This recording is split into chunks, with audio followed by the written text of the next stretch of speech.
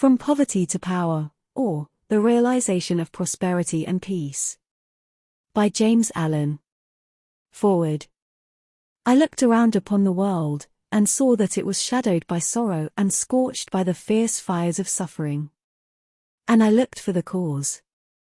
I looked around, but could not find it. I looked in books, but could not find it. I looked within, and found there both the cause and the self-made nature of that cause. I looked again, and deeper, and found the remedy. I found one law, the law of love, one life, the life of adjustment to that law, one truth, the truth of a conquered mind and a quiet and obedient heart. And I dreamed of writing a book which should help men and women, whether rich or poor, learned or unlearned, worldly or unworldly, to find within themselves the source of all success, all happiness, all accomplishment, all truth. And the dream remained with me, and at last became substantial, and now I send it forth into the world on its mission of healing and blessedness, knowing that it cannot fail to reach the homes and hearts of those who are waiting and ready to receive it. James Allen. Part 1. The Path of Prosperity. 1. The Lesson of Evil. Unrest and pain and sorrow are the shadows of life.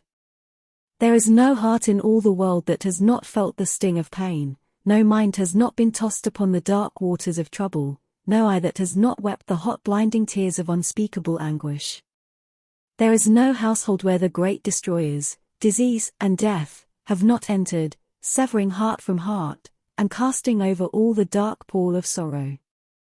In the strong, and apparently indestructible meshes of evil all are more or less fast caught, and pain, unhappiness, and misfortune wait upon mankind. With the object of escaping, or in some way mitigating this overshadowing gloom, men and women rush blindly into innumerable devices, pathways by which they fondly hope to enter into a happiness which will not pass away.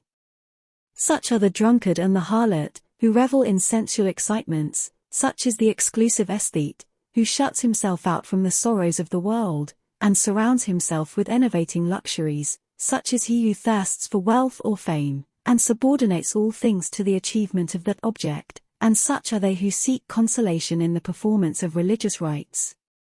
And to all the happiness sought seems to come, and the soul, for a time, is lulled into a sweet security, and an intoxicating forgetfulness of the existence of evil, but the day of disease comes at last, or some great sorrow, temptation, or misfortune breaks suddenly in on the unfortified soul, and the fabric of its fancied happiness is torn to shreds. So over the head of every personal joy hangs the Damocletian sword of pain, ready, at any moment, to fall and crush the soul of him who is unprotected by knowledge. The child cries to be a man or woman, the man and woman sigh for the lost felicity of childhood. The poor man chafes under the chains of poverty by which he is bound, and the rich man often lives in fear of poverty, or scours the world in search of an elusive shadow he calls happiness. Sometimes the soul feels that it has found a secure peace and happiness in adopting a certain religion, in embracing an intellectual philosophy, or in building up an intellectual or artistic ideal, but some overpowering temptation proves the religion to be inadequate or insufficient, the theoretical philosophy is found to be a useless prop, or in a moment, the idealistic statue upon which the devotee has for years been laboring, is shattered into fragments at his feet. Is there, then, no way of escape from pain and sorrow? Are there no means by which bonds of evil may be broken? Is permanent happiness, secure prosperity, an abiding peace a foolish dream? No, there is a way, and I speak it with gladness, by which evil can be slain forever. There is a process by which disease, poverty, or any adverse condition or circumstance can be put on one side never to return. There is a method by which a permanent prosperity can be secured, free from all fear of the return of adversity, and there is a practice by which unbroken and unending peace and bliss can be partaken of unrealized. And the beginning of the way which leads to this glorious realization is the acquirement of a right understanding of the nature of evil. It is not sufficient to deny or ignore evil, it must be understood. It is not enough to pray to God to remove the evil, you must find out why it is there, and what lesson it has for you. It is of no avail to fret and fume and chafe at the chains which bind you. You must know why and how you are bound. Therefore, reader, you must get outside yourself, and must begin to examine and understand yourself. You must cease to be a disobedient child in the school of experience and must begin to learn, with humility and patience, the lessons that are set for your edification and ultimate perfection. For evil, when rightly understood, is found to be not an unlimited power or principle in the universe, but a passing phase of human experience, and it therefore becomes a teacher to those who are willing to learn. Evil is not an abstract something outside yourself, it is an experience in your own heart, and by patiently examining and rectifying your heart you will be gradually led into the discovery of the origin and nature of evil, which will necessarily be followed by its complete eradication. All evil is corrective and remedial, and is therefore not permanent. It is rooted in ignorance of the true nature and relation of things, and so long as we remain in that state of ignorance, we remain subject to evil. There is no evil in the universe which is not the result of ignorance, and which would not, if we were ready and willing to learn its lesson, lead us to higher wisdom, and then vanish away. But men remain in evil, and it does not pass away because men are not willing or prepared to learn the lesson which it came to teach them. I knew a child who, every night when its mother took it to bed, cried to be allowed to play with the candle, and one night, when the mother was off guard for a moment, the child took hold of the candle, the inevitable result followed, and the child never wished to play with the candle again. By its one foolish act it learned perfectly the lesson of obedience, and entered into the knowledge that fire burns. And this incident is a complete illustration of the nature, meaning, and ultimate result of all sin and evil. As the child suffered through its own ignorance of the real nature of fire, so older children suffer through their ignorance of the real nature of the things which they weep for and strive after, and which harm them when they are secured, the only difference being that in the latter case the ignorance and evil are more deeply rooted and obscure.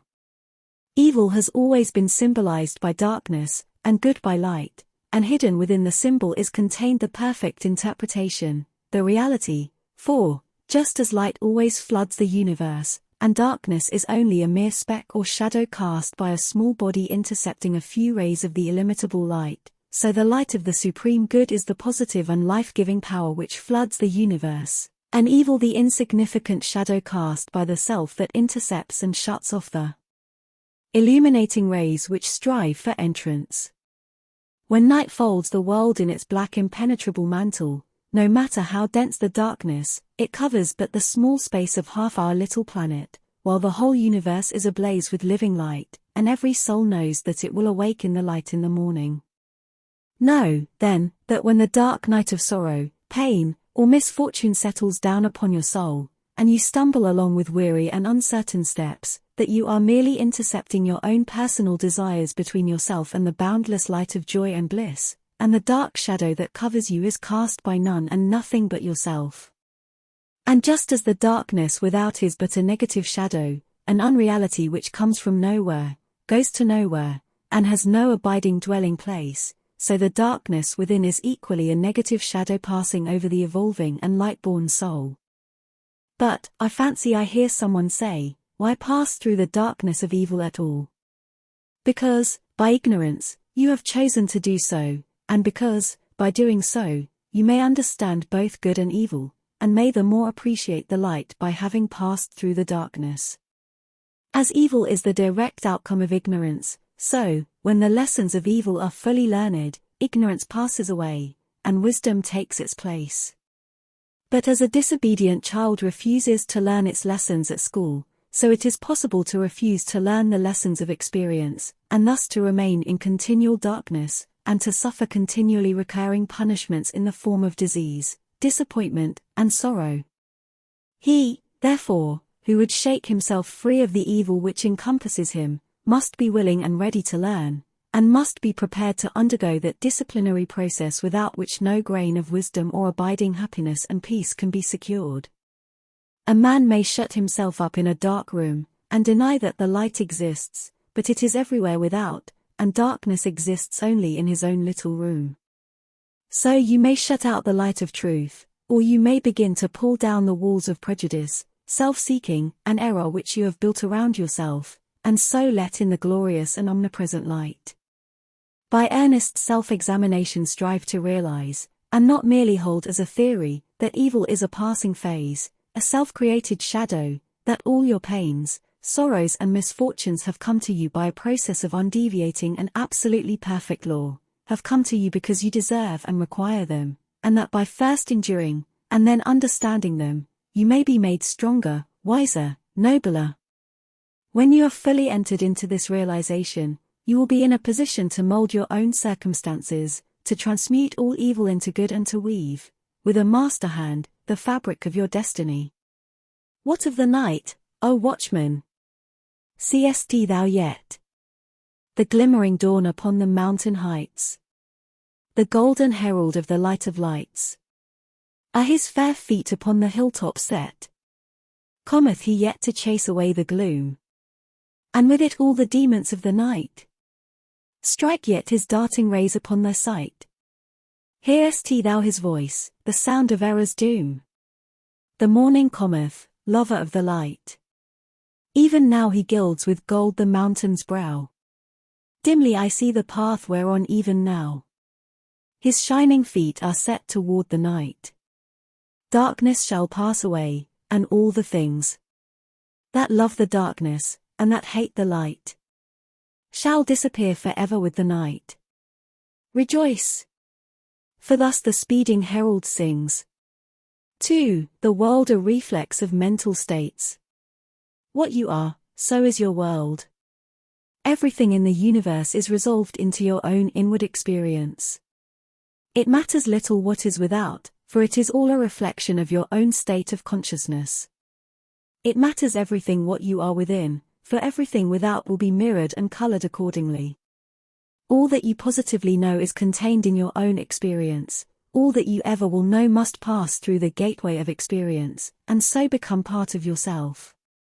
Your own thoughts, desires, and aspirations comprise your world, and, to you, all that there is in the universe of beauty and joy and bliss, or of ugliness and sorrow and pain, is contained within yourself.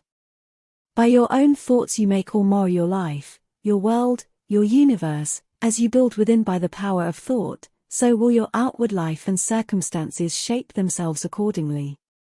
Whatsoever you harbor in the inmost chambers of your heart will, sooner or later by the inevitable law of reaction, shape itself in your outward life.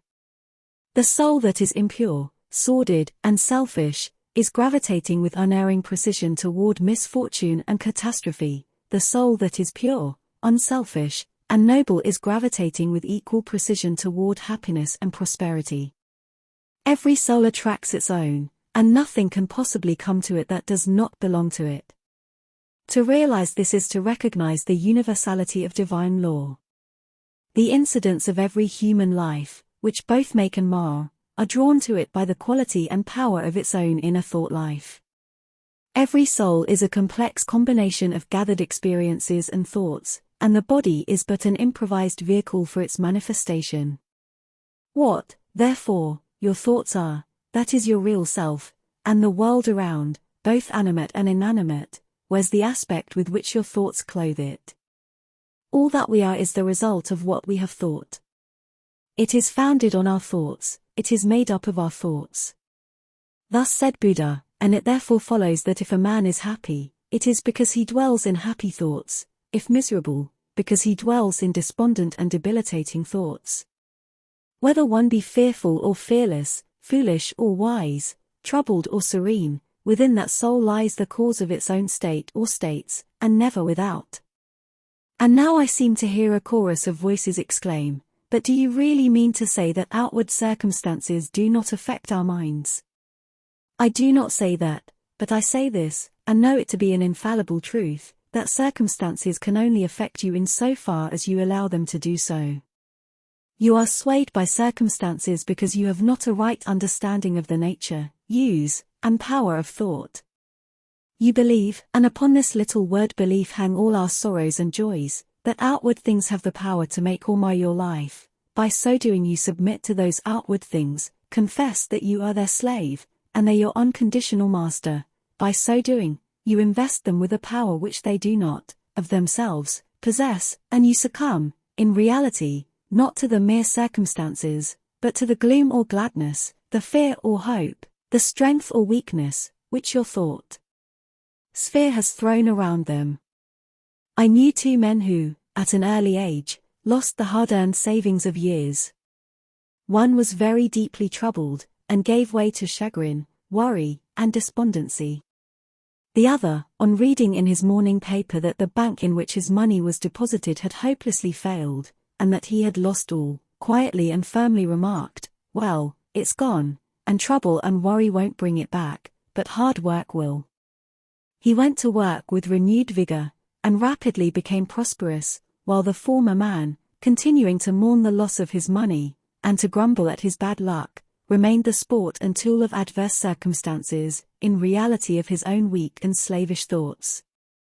The loss of money was a curse to the one because he clothed the event with dark and dreary thoughts. It was a blessing to the other, because he threw around it thoughts of strength, of hope, and renewed endeavor. If circumstances had the power to bless or harm, they would bless and harm all men alike, but the fact that the same circumstances will be alike good and bad to different souls proves that the good or bad is not in the circumstance, but only in the mind of him that encounters it.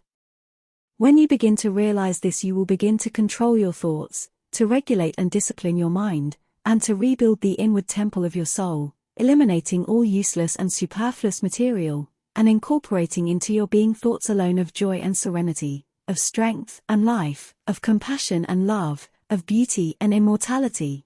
And as you do this, you will become joyful and serene, strong and healthy, compassionate and loving, and beautiful with the beauty of immortality. And as we clothe events with the drapery of our own thoughts, so likewise do we clothe the objects of the visible world around us, and where one sees harmony and beauty, another sees revolting ugliness. An enthusiastic naturalist was one day roaming the country lanes in pursuit of his hobby, and during his rambles came upon a pool of brackish water near a farmyard.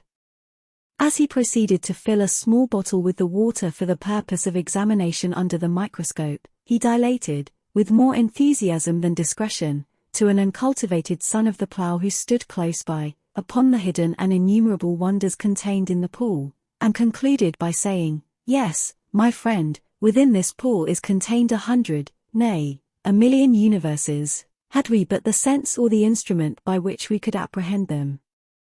And the unsophisticated one ponderously remarked, "I know the water be full o' tadpoles, but they be easy to catch." Where the naturalist, his mind stored with the knowledge of natural facts, saw beauty, harmony, and hidden glory, the mind unenlightened upon those things saw only an offensive mud puddle. The wild flower which the casual wayfarer thoughtlessly tramples upon is, to the spiritual eye of the poet, an angelic messenger from the invisible. To the many, the ocean is but a dreary expanse of water on which ships sail and are sometimes wrecked. To the soul of the musician it is a living thing, and he hears, in all its changing moods, divine harmonies. Where the ordinary mind sees disaster and confusion, the mind of the philosopher sees the most perfect sequence of cause and effect, and where the materialist sees nothing but endless death, the mystic sees pulsating and eternal life. And as we clothe both events and objects with our own thoughts, so likewise do we clothe the souls of others in the garments of our thoughts.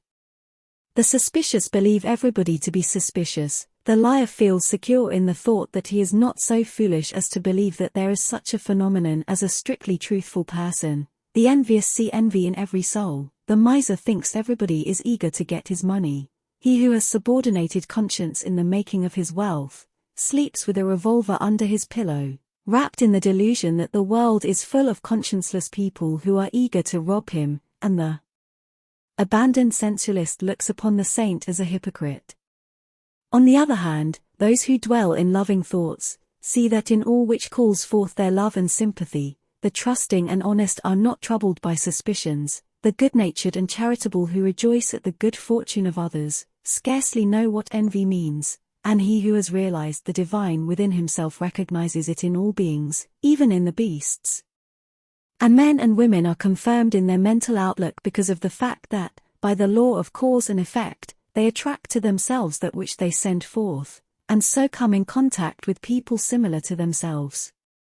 The old adage, birds of a feather flock together, has a deeper significance than is generally attached to it, for in the thought world as in the world of matter, each clings to its kind. Do you wish for kindness? Be kind. Do you ask for truth? Be true. What you give of yourself you find. Your world is a reflex of you. If you are one of those who are praying for, and looking forward to, a happier world beyond the grave, here is a message of gladness for you. You may enter into and realize that happy world now. It fills the whole universe, and it is within you, waiting for you to find, acknowledge, and possess. Said one who knew the inner laws of being. When men shall say "Io here," or "Io there," go not after them, the kingdom of God is within you. What you have to do is to believe this, simply believe it with a mind unshadowed by doubt, and then meditate upon it till you understand it. You will then begin to purify and to build your inner world, and as you proceed, passing from revelation to revelation, from realization to realization, you will discover the utter powerlessness of outward things beside the magic potency of a self-governed soul. If thou wouldest right the world, and banish all its evils and its woes, make its wild places bloom, and its drear deserts blossom as the rose, then right thyself. If thou wouldest turn the world from its long, lone captivity in sin, restore all broken hearts, slay grief, and let sweet consolation in, turn thou thyself.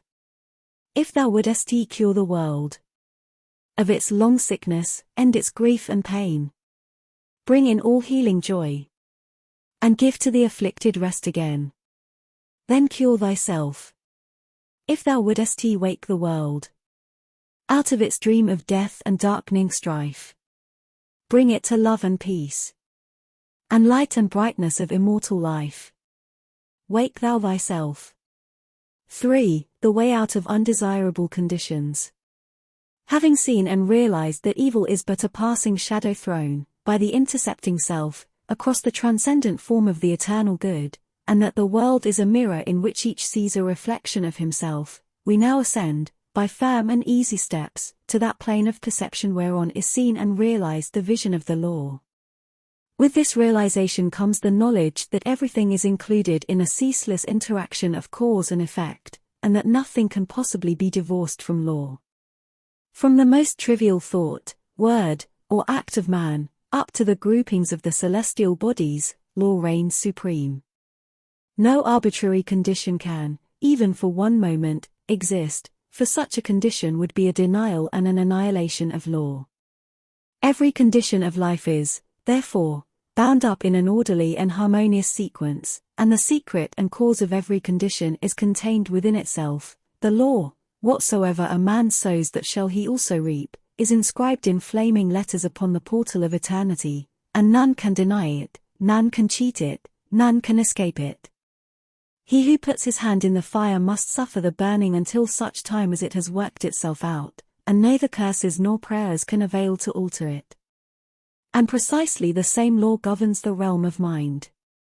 Hatred, anger, jealousy, envy, lust, covetousness, all these are fires which burn, and whoever even so much as touches them must suffer the torments of burning. All these conditions of mind are rightly called evil, for they are the efforts of the soul to subvert, in its ignorance, the law, and they, therefore, lead to chaos and confusion within, and are sooner or later actualized in the outward circumstances as disease, failure, and misfortune, coupled with grief, pain, and despair. Whereas love, gentleness, goodwill, purity are cooling airs which breathe peace upon the soul that woes them, and, being in harmony with the eternal law, they become actualized in the form of health, peaceful surroundings, and undeviating success and good fortune. A thorough understanding of this great law which permeates the universe leads to the acquirement of that state of mind known as obedience. To know that justice, harmony, and love are supreme in the universe is likewise to know that all adverse and painful conditions are the result of our own disobedience to that law. Such knowledge leads to strength and power, and it is upon such knowledge alone that a true life and an enduring success and happiness can be built. To be patient under all circumstances, and to accept all conditions as necessary factors in your training, is to rise superior to all painful conditions, and to overcome them with an overcoming which is sure, and which leaves no fear of their return, for by the power of obedience to law they are utterly slain. Such an obedient one is working in harmony with the law, has in fact identified himself with the law, and whatsoever he conquers forever, whatsoever he builds can never be destroyed. The cause of all power, as of all weakness, is within, the secret of all happiness as of all misery is likewise within. There is no progress apart from unfoldment within, and no sure foothold of prosperity or peace except by orderly advancement in knowledge. You say you are chained by circumstances, you cry out for better opportunities, for a wider scope, for improved physical conditions, and perhaps you inwardly curse the fate that binds you hand and foot. It is for you that I write, it is to you that I speak. Listen, and let my words burn themselves into your heart, for that which I say to you is truth. You may bring about that improved condition in your outward life which you desire, if you will unswervingly resolve to improve your inner life. I know this pathway looks barren at its commencement, truth always does, it is only error and delusion which are at first inviting and fascinating, but if you undertake to walk it, if you perseveringly discipline your mind, eradicating your weaknesses, and allowing your soul forces and spiritual powers to unfold themselves, you will be astonished at the magical changes which will be brought about in your outward life. As you proceed, golden opportunities will be strewn across your path, and the power and judgment to properly utilize them will spring up within you. Genial friends will come unbidden to you, sympathetic souls will be drawn to you as the needle is to the magnet, and books and all outward aids that you require will come to you unsought. Perhaps the chains of poverty hang heavily upon you, and you are friendless and alone, and you long with an intense longing that your load may be lightened, but the load continues, and you seem to be enveloped in an ever-increasing darkness. Perhaps you complain, you bewail your lot, you blame your birth, your parents, your employer, or the unjust powers who have bestowed upon you so undeservedly poverty and hardship, and upon another affluence and ease. Cease your complaining and fretting, none of these things which you blame are the cause of your poverty, the cause is within yourself, and where the cause is, there is the remedy. The very fact that you are a complainer, shows that you deserve your lot, shows that you lack that faith which is the ground of all effort and progress. There is no room for a complainer in a universe of law, and worry is soul suicide. By your very attitude of mind you are strengthening the chains which bind you, and are drawing about you the darkness by which you are enveloped. Alter your outlook upon life, and your outward life will alter. Build yourself up in the faith and knowledge, and make yourself worthy of better surroundings and wider opportunities. Be sure, first of all, that you are making the best of what you have. Do not delude yourself into supposing that you can step into greater advantages whilst overlooking smaller ones, for if you could, the advantage would be impermanent and you would quickly fall back again in order to learn the lesson which you had neglected. As the child at school must master one standard before passing on to the next, so, before you can have that greater good which you so desire, must you faithfully employ that which you already possess. The parable of the talents is a beautiful story illustrative of this truth, for does it not plainly show that if we misuse, neglect, or degrade that which we possess, be it ever so mean and insignificant, even that little will be taken from us, for, by our conduct we show that we are unworthy of it. Perhaps you are living in a small cottage, and are surrounded by unhealthy and vicious influences. You desire a larger and more sanitary residence. Then you must fit yourself for such a residence by first of all making your cottage as far as possible a little paradise. Keep it spotlessly clean. Make it look as pretty and sweet as your limited means will allow. Cook your plain food with all care, and arrange your humble table as tastefully as you possibly can. If you cannot afford a carpet, let your rooms be carpeted with smiles and welcomes, fastened down with the nails of kind words driven in with the hammer of patience. Such a carpet will not fade in the sun, and constant use will never wear it away. By so ennobling your present surroundings you will rise above them, and above the need of them, and at the right time you will pass on into the better house and surroundings which have all along been waiting for you, and which you have fitted yourself to occupy. Perhaps you desire more time for thought and effort, and feel that your hours of labor are too hard and long. Then see to it that you are utilizing to the fullest possible extent what little spare time you have. It is useless to desire more time, if you are already wasting what little you have, for you would only grow more indolent and indifferent. Even poverty and lack of time and leisure are not the evils that you imagine they are, and if they hinder you in your progress, it is because you have clothed them in your own weaknesses, and the evil that you see in them is really in yourself. Endeavor to fully and completely realize that in so far as you shape and mold your mind, you are the maker of your destiny, and as, by the transmuting power of self-discipline you realize this more and more, you will come to see that these so-called evils may be converted into blessings. You will then utilize your poverty for the cultivation of patience, hope, and courage, and your lack of time in the gaining of promptness of action and decision of mind, by seizing the precious moments as they present themselves for your acceptance. As in the rankest soil the most beautiful flowers are grown, so in the dark soil of poverty the choicest flowers of humanity have developed and bloomed. Where there are difficulties to cope with, and unsatisfactory conditions to overcome, their virtue most flourishes and manifests its glory. It may be that you are in the employ of a tyrannous master or mistress, and you feel that you are harshly treated. Look upon this also as necessary to your training. Return your employer's unkindness with gentleness and forgiveness. Practice unceasingly patience and self-control.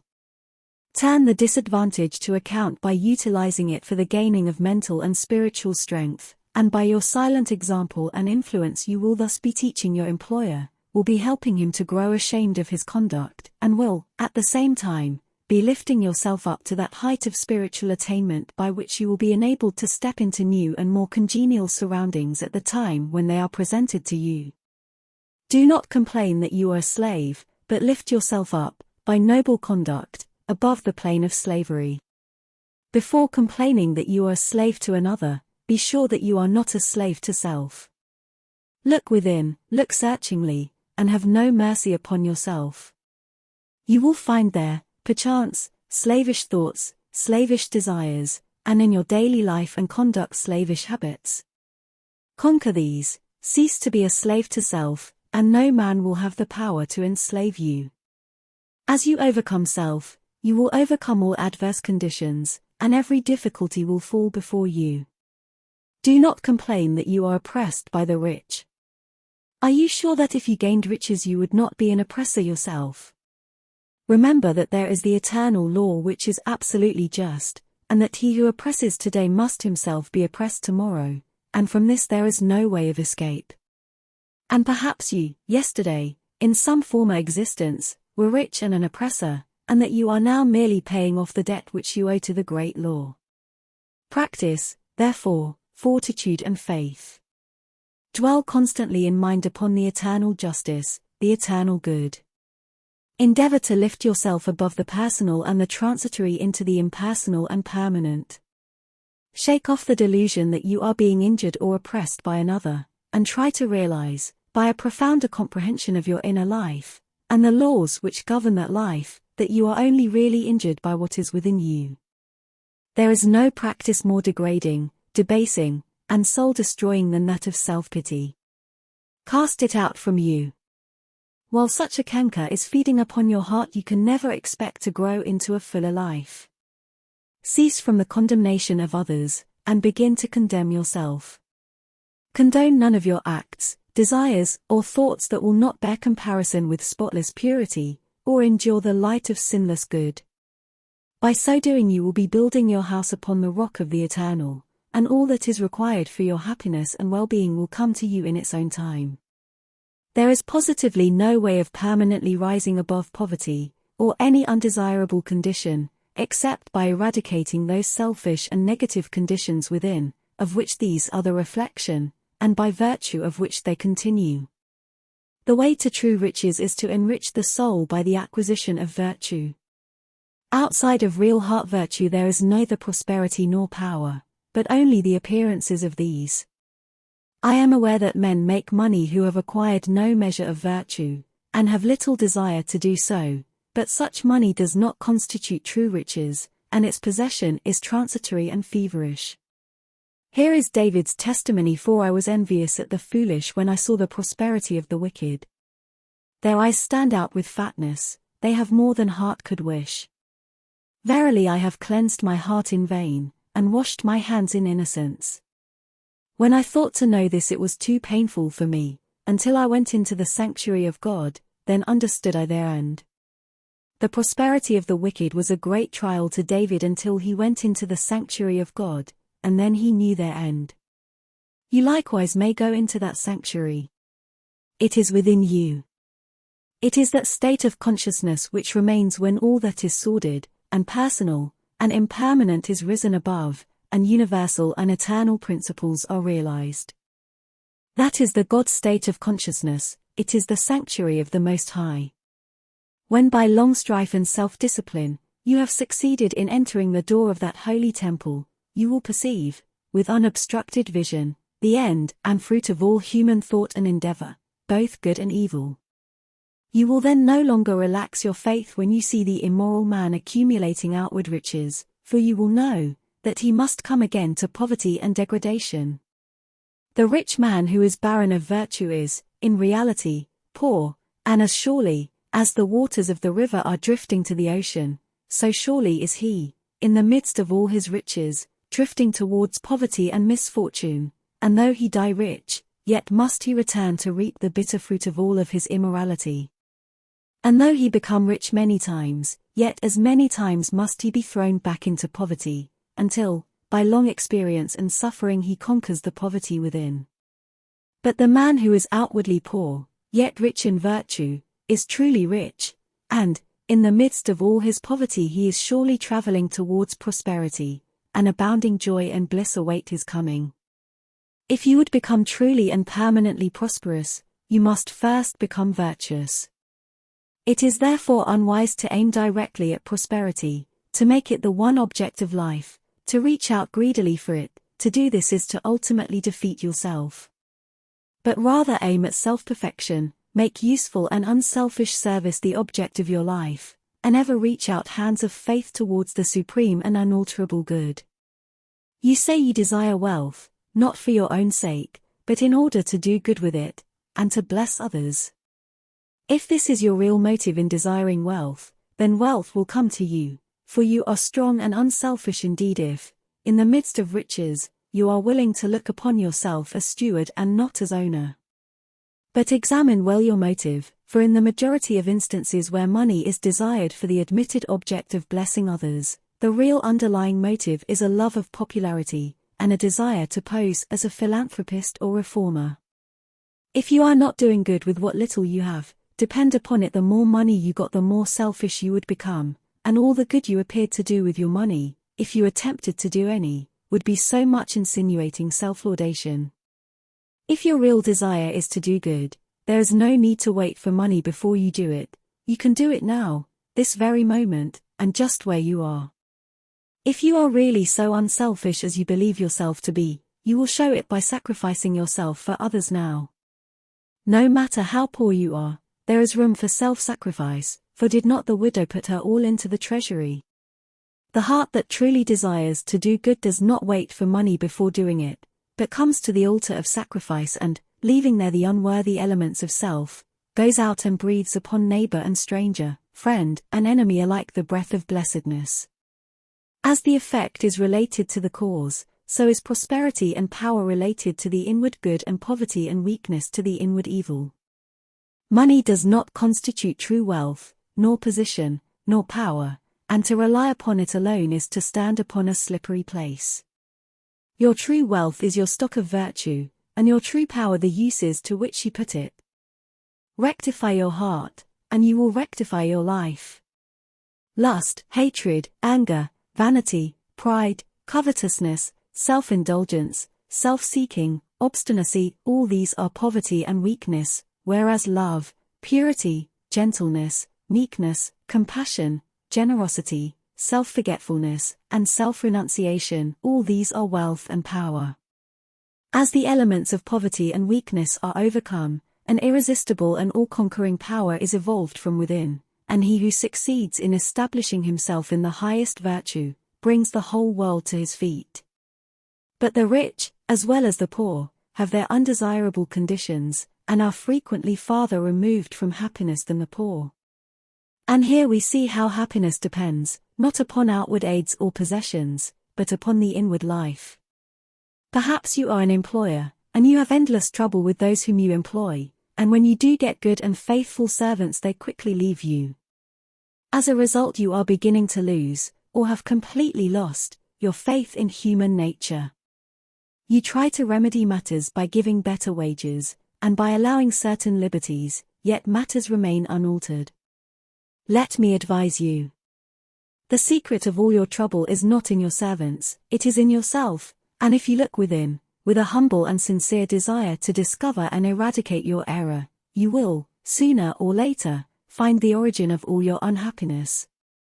It may be some selfish desire, or lurking suspicion, or unkind attitude of mind which sends out its poison upon those about you, and reacts upon yourself, even though you may not show it in your manner or speech. Think of your servants with kindness, consider of them that extremity of service which you yourself would not care to perform were you in their place.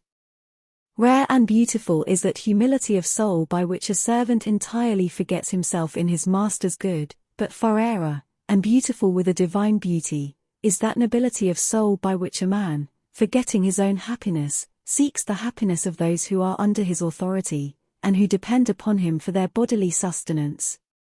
And such a man's happiness is increased tenfold, nor does he need to complain of those whom he employs.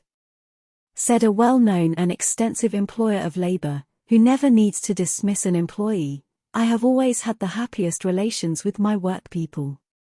If you ask me how it is to be accounted for, I can only say that it has been my aim from the first to do to them as I would wish to be done by.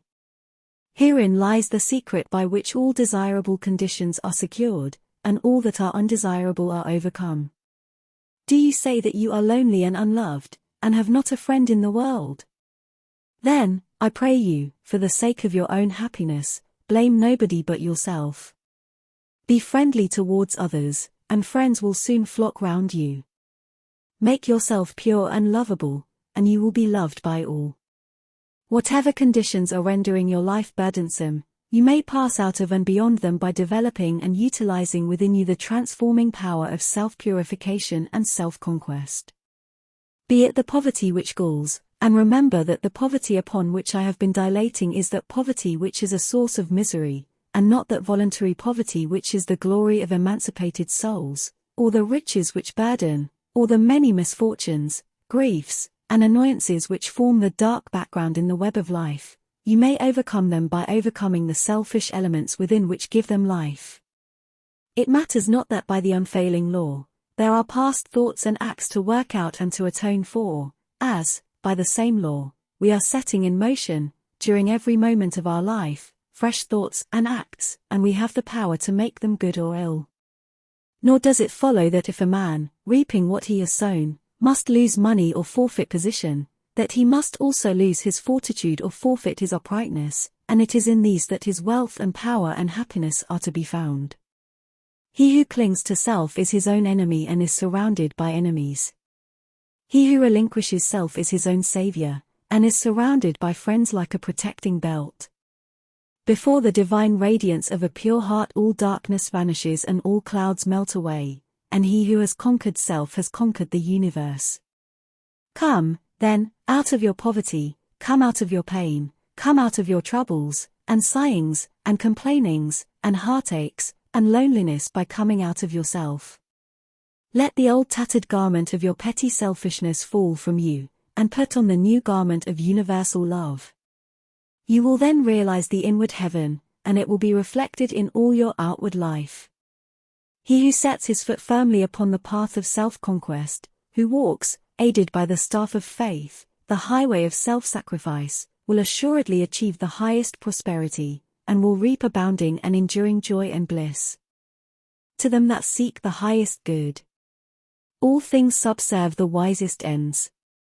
Naught comes as ill, and wisdom lends wings to all shapes of evil brood. The darkening sorrow veils a star that waits to shine with gladsome light. Hell waits on heaven, and after night comes golden glory from afar. Defeats are steps by which we climb, with purer aim to nobler ends. Loss leads to gain, and joy attends true footsteps up the hills of time. Pain leads to paths of holy bliss, to thoughts and words and deeds divine dash, and clouds that gloom and rays that shine along life's upward highway kiss. Misfortune does but cloud the way, whose end and summit in the sky of bright success, sun-kissed and high, awaits our seeking and our stay. The heavy pall of doubts and fears that clouds the valley of our hopes, the shades with which the spirit copes, the bitter harvesting of tears, the heartaches, miseries, and griefs, the bruisings born of broken ties. All these are steps by which we rise to living ways of sound beliefs. Love, pitying, watchful, runs to meet the pilgrim from the land of fate. All glory and all good await the coming of obedient feet. 4. The silent power of thought, controlling and directing one's forces. The most powerful forces in the universe are the silent forces, and in accordance with the intensity of its power does a force become beneficent when rightly directed, and destructive when wrongly employed. This is a common knowledge in regard to the mechanical forces, such as steam, electricity, etc., but few have yet learned to apply this knowledge to the realm of mind, where the thought forces, most powerful of all, are continually being generated and sent forth as currents of salvation or destruction.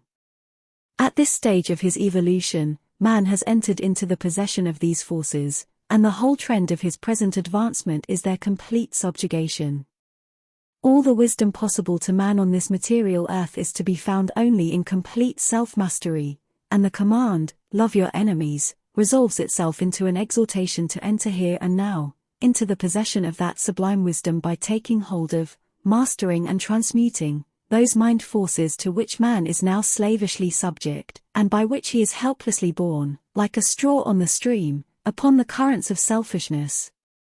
The Hebrew prophets, with their perfect knowledge of the supreme law, always related outward events to inward thought, and associated national disaster or success with the thoughts and desires that dominated the nation at the time. The knowledge of the causal power of thought is the basis of all their prophecies, as it is the basis of all real wisdom and power. National events are simply the working out of the psychic forces of the nation. Wars, plagues, and famines are the meeting and clashing of wrongly directed thought forces, the culminating points at which destruction steps in as the agent of the law. It is foolish to ascribe war to the influence of one man, or to one body of men. It is the crowning horror of national selfishness. It is the silent and conquering thought forces which bring all things into manifestation. The universe grew out of thought. Matter in its last analysis is found to be merely objectivized thought. All men's accomplishments were first wrought out in thought, and then objectivized.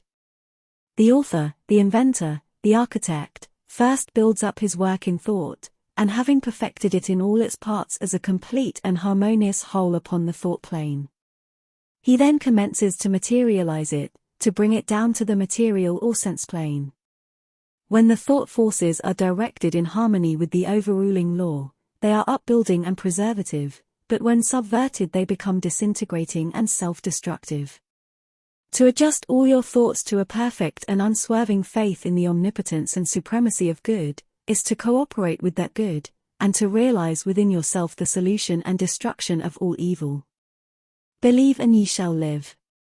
And here we have the true meaning of salvation, salvation from the darkness and negation of evil, by entering into, and realizing the living light of the eternal good.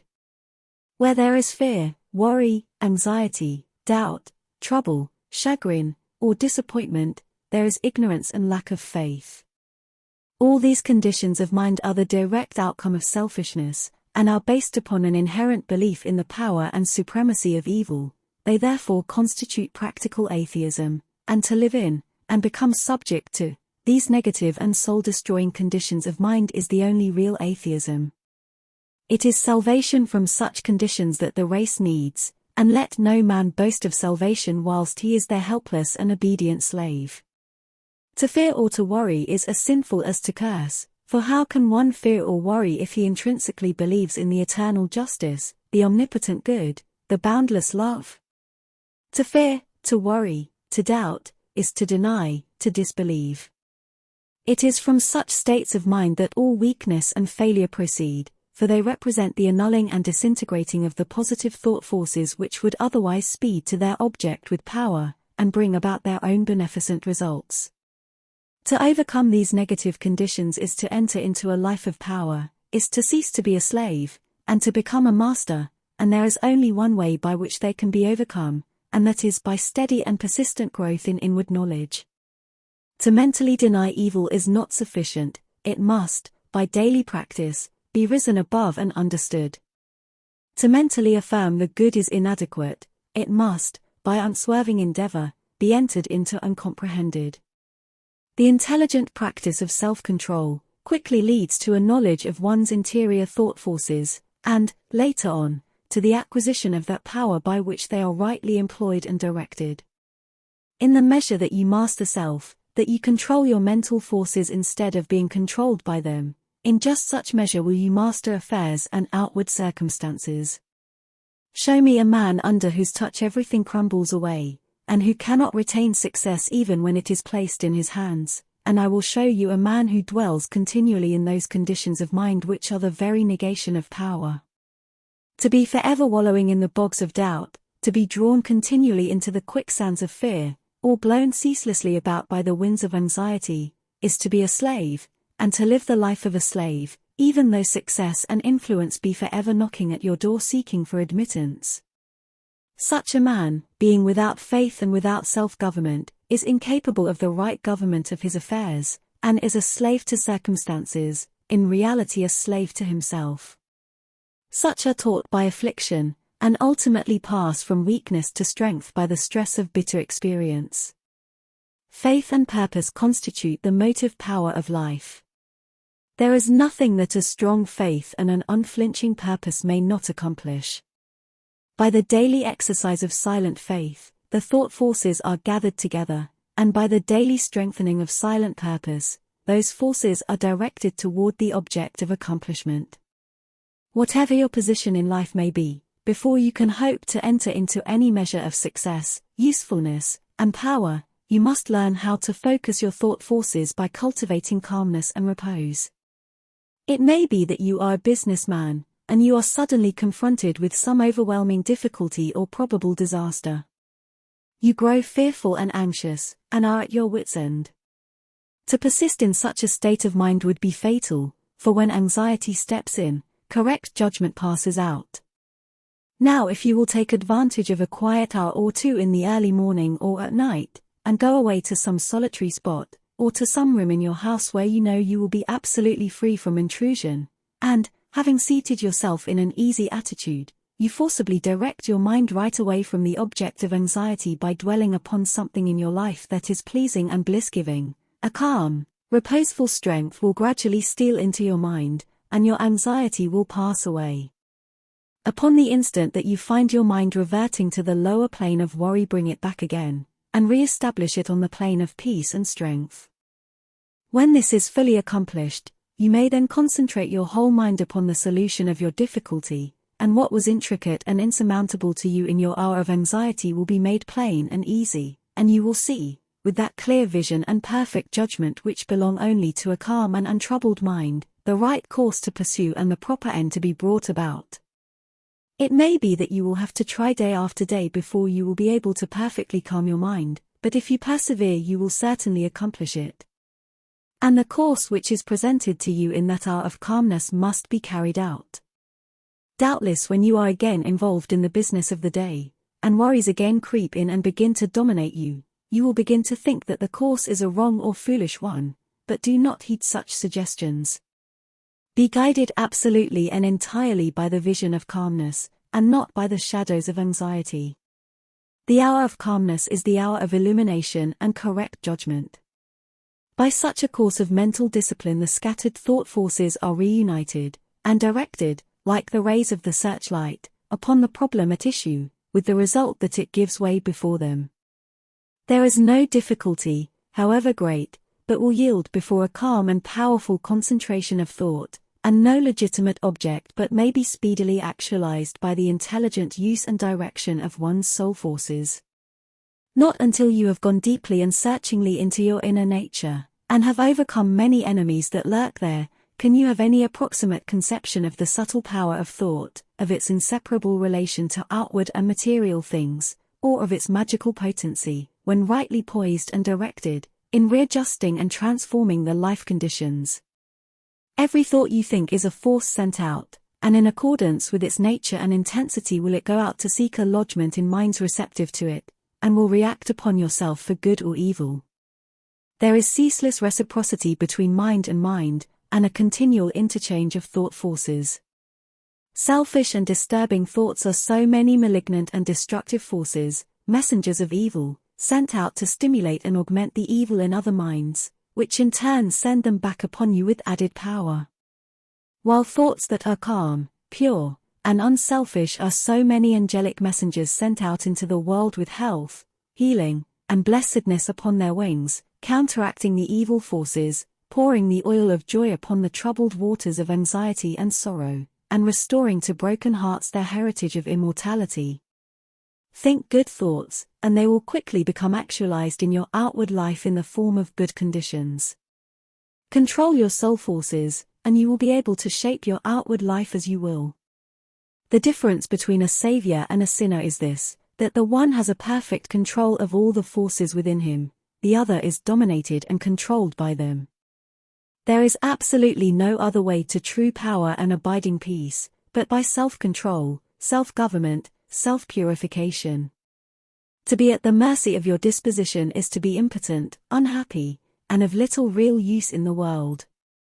The conquest of your petty likes and dislikes, your capricious loves and hates, your fits of anger, suspicion, jealousy, and all the changing moods to which you are more or less helplessly subject, this is the task you have before you if you would weave into the web of life the golden threads of happiness and prosperity.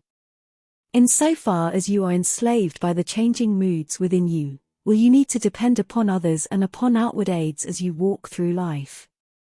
If you would walk firmly and securely, and would accomplish any achievement, you must learn to rise above and control all such disturbing and retarding vibrations. You must daily practice the habit of putting your mind at rest, going into the silence, as it is commonly called.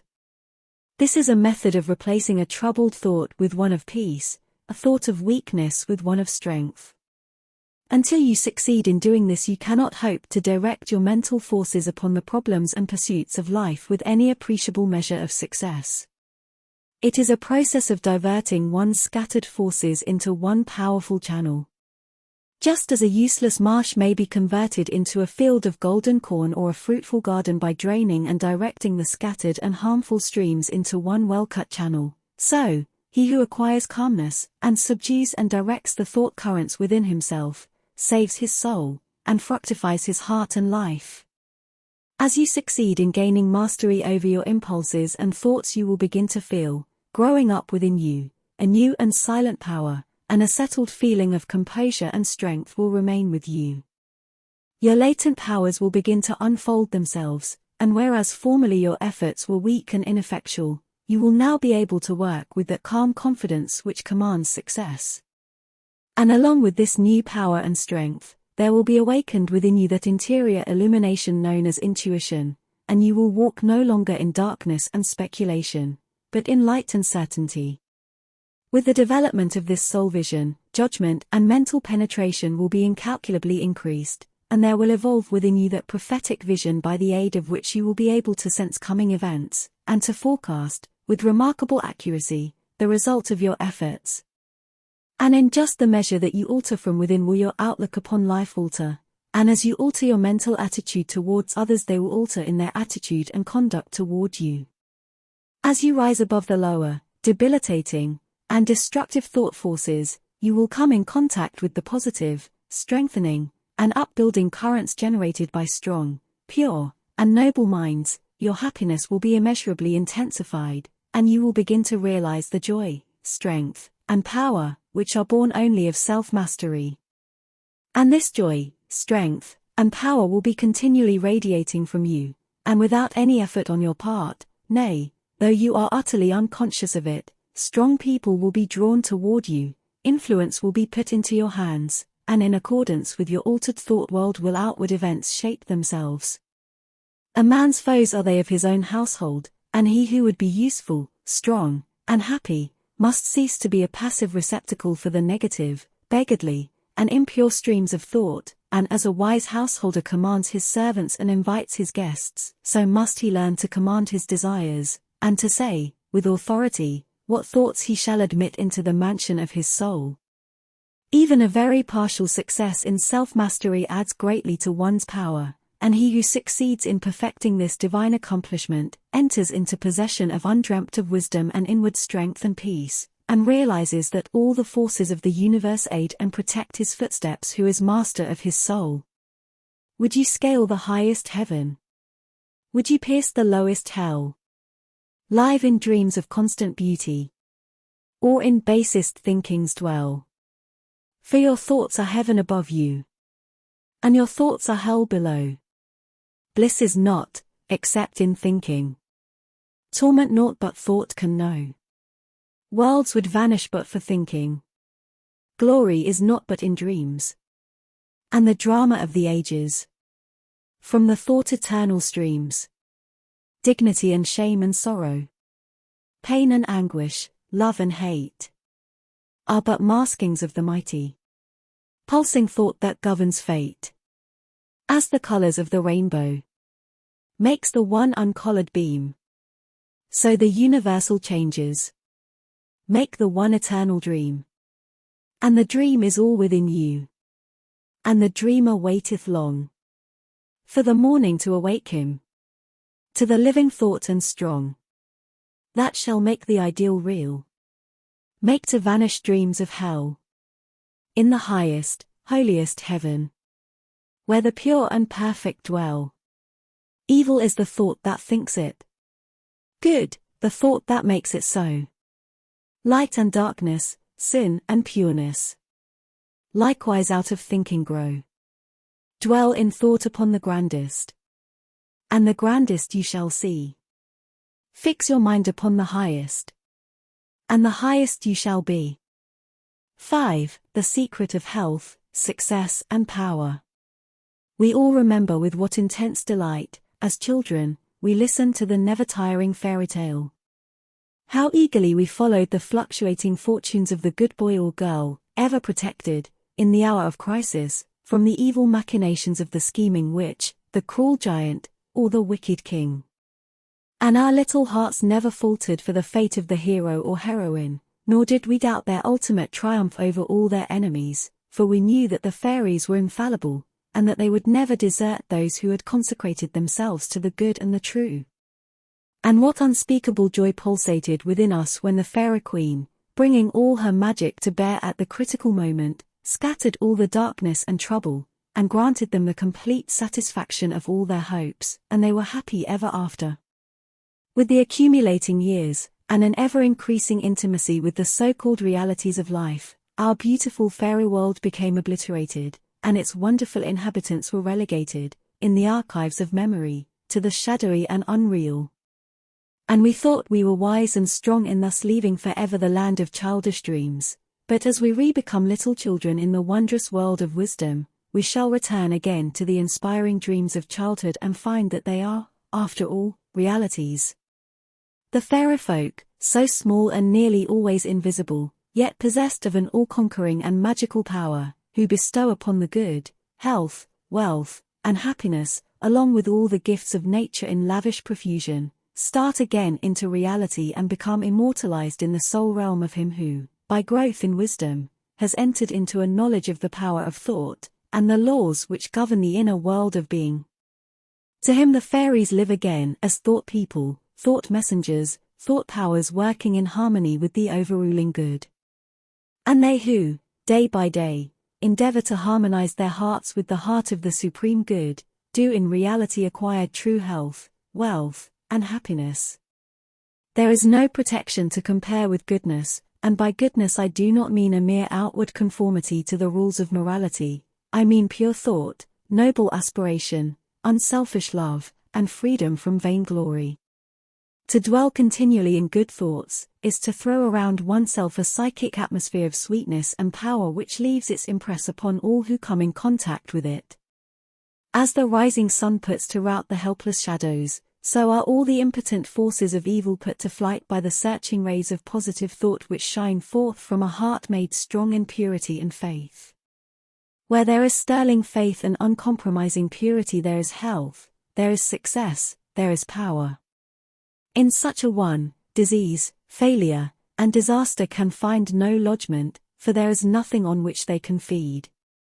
Even physical conditions are largely determined by mental states, and to this truth the scientific world is rapidly being drawn. The old, materialistic belief that a man is what his body makes him, is rapidly passing away, and is being replaced by the inspiring belief that man is superior to his body, and that his body is what he makes it by the power of thought. Men everywhere are ceasing to believe that a man is despairing because he is dyspeptic, and are coming to understand that he is dyspeptic because he is despairing, and in the near future, the fact that all disease has its origin in the mind will become common knowledge. There is no evil in the universe but has its root and origin in the mind, and sin, sickness, sorrow, and affliction do not, in reality, belong to the universal order, are not inherent in the nature of things, but are the direct outcome of our ignorance of the right relations of things. According to tradition, there once lived, in India, a school of philosophers who led a life of such absolute purity and simplicity that they commonly reached the age of 150 years, and to fall sick was looked upon by them as an unpardonable disgrace, for it was considered to indicate a violation of law. The sooner we realize and acknowledge that sickness, far from being the arbitrary visitation of an offended God, or the test of an unwise providence, is the result of our own error or sin, the sooner shall we enter upon the highway of health. Disease comes to those who attract it, to those whose minds and bodies are receptive to it, and flees from those whose strong, pure, and positive thought sphere generates healing and life-giving currents. If you are given to anger, worry, jealousy, greed, or any other inharmonious state of mind, and expect perfect physical health, you are expecting the impossible, for you are continually sowing the seeds of disease in your mind. Such conditions of mind are carefully shunned by the wise man, for he knows them to be far more dangerous than a bad drain or an infected house. If you would be free from all physical aches and pains, and would enjoy perfect physical harmony, then put your mind in order, and harmonize your thoughts. Think joyful thoughts, think loving thoughts, let the elixir of goodwill course through your veins, and you will need no other medicine. Put away your jealousies, your suspicions, your worries, your hatreds, your selfish indulgences, and you will put away your dyspepsia, your biliousness, your nervousness, and aching joints. If you will persist in clinging to these debilitating and demoralizing habits of mind, then do not complain when your body is laid low with sickness. The following story illustrates the close relation that exists between habits of mind and bodily conditions. A certain man was afflicted with a painful disease, and he tried one physician after another, but all to no purpose. He then visited towns which were famous for their curative waters, and after having bathed in them all, his disease was more painful than ever. One night he dreamed that a presence came to him and said, "Brother, hast thou tried all the means of cure?" And he replied, "I have tried all." "Nay," said the presence, "come with me, and I will show thee a healing bath which has escaped thy notice." The afflicted man followed, and the presence led him to a clear pool of water, and said, "Plunge thyself in this water and thou shalt surely recover," and thereupon vanished. The man plunged into the water, and on coming out, His disease had left him, and at the same moment he saw written above the pool the word renounce. Upon waking, the full meaning of his dream flashed across his mind, and looking within he discovered that he had, all along, been a victim to a sinful indulgence, and he vowed that he would renounce it forever. He carried out his vow, and from that day his affliction began to leave him, and in a short time he was completely restored to health. Many people complain that they have broken down through overwork. In the majority of such cases the breakdown is more frequently the result of foolishly wasted energy. If you would secure health you must learn to work without friction. To become anxious or excited, or to worry over needless details is to invite a breakdown. Work, whether of brain or body, is beneficial and health-giving, and the man who can work with a steady and calm persistency, freed from all anxiety and worry, and with his mind utterly oblivious to all but the work he has in hand, will not only accomplish far more than the man who is always hurried and anxious, but he will retain his health, a boon which the other quickly forfeits. True health and true success go together, for they are inseparably intertwined in the thought realm. As mental harmony produces bodily health, so it also leads to a harmonious sequence in the actual working out of one's plans. Order your thoughts and you will order your life.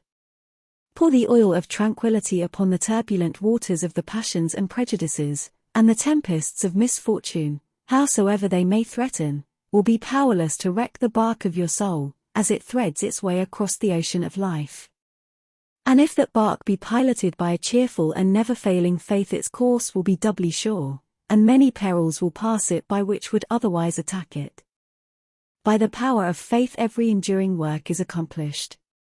Faith in the Supreme, faith in the overruling law, faith in your work, and in your power to accomplish that work, here is the rock upon which you must build if you would achieve, if you would stand and not fall. To follow, under all circumstances, the highest promptings within you, to be always true to the divine self, to rely upon the inward light, the inward voice, and to pursue your purpose with a fearless and restful heart, believing that the future will yield unto you the meed of every thought and effort, knowing that the laws of the universe can never fail, and that your own will come back to you with mathematical exactitude. This is faith and the living of faith. By the power of such a faith the dark waters of uncertainty are divided, every mountain of difficulty crumbles away, and the believing soul passes on unharmed. Strive, O reader, to acquire, above everything, the priceless possession of this dauntless faith, for it is the talisman of happiness, of success, of peace, of power, of all that makes life great and superior to suffering. Build upon such a faith, and you build upon the rock of the eternal, and with the materials of the eternal, and the structure that you erect will never be dissolved, for it will transcend all the accumulations of material luxuries and riches, the end of which is dust. Whether you are hurled into the depths of sorrow or lifted upon the heights of joy, ever retain your hold upon this faith, ever return to it as your rock of refuge, and keep your feet firmly planted upon its immortal and immovable base. Centered in such a faith, you will become possessed of such a spiritual strength as will shatter, like so many toys of glass, all the forces of evil that are hurled against you, and you will achieve a success such as the mere striver after worldly gain can never know or even dream of. If ye have faith, and doubt not, ye shall not only do this, but if ye shall say unto this mountain, Be thou removed and be thou cast into the sea, it shall be done. There are those today, men and women tabernacled in flesh and blood, who have realized this faith, who live in it and by it day by day, and who, having put it to the uttermost test, have entered into the possession of its glory and peace. Such have sent out the word of command, and the mountains of sorrow and disappointment, of mental weariness and physical pain have passed from them, and have been cast into the sea of oblivion. If you will become possessed of this faith you will not need to trouble about your success or failure, and success will come. You will not need to become anxious about results, but will work joyfully and peacefully, knowing that right thoughts and right efforts will inevitably bring about right results. I know a lady who has entered into many blissful satisfactions, and recently a friend remarked to her, "Oh, how fortunate you are. You only have to wish for a thing, and it comes to you." And it did, indeed, appear so on the surface, but in reality all the blessedness that has entered into this woman's life is the direct outcome of the inward state of blessedness which she has, throughout life, been cultivating and training toward perfection. Mere wishing brings nothing but disappointment, it is living that tells. The foolish wish and grumble, the wise work and wait. And this woman had worked without and within, but especially within upon heart and soul, and with the invisible hands of the Spirit she had built up, with the precious stones of faith, hope, joy, devotion, and love, a fair temple of light, whose glorifying radiance was ever round about her. It beamed in her eye, it shone through her countenance, it vibrated in her voice, and all who came into her presence felt its captivating spell. And as with her, so with you. Your success, your failure, your influence, your whole life you carry about with you, for your dominant trends of thought are the determining factors in your destiny. Send forth loving, stainless, and happy thoughts, and blessings will fall into your hands, and your table will be spread with the cloth of peace.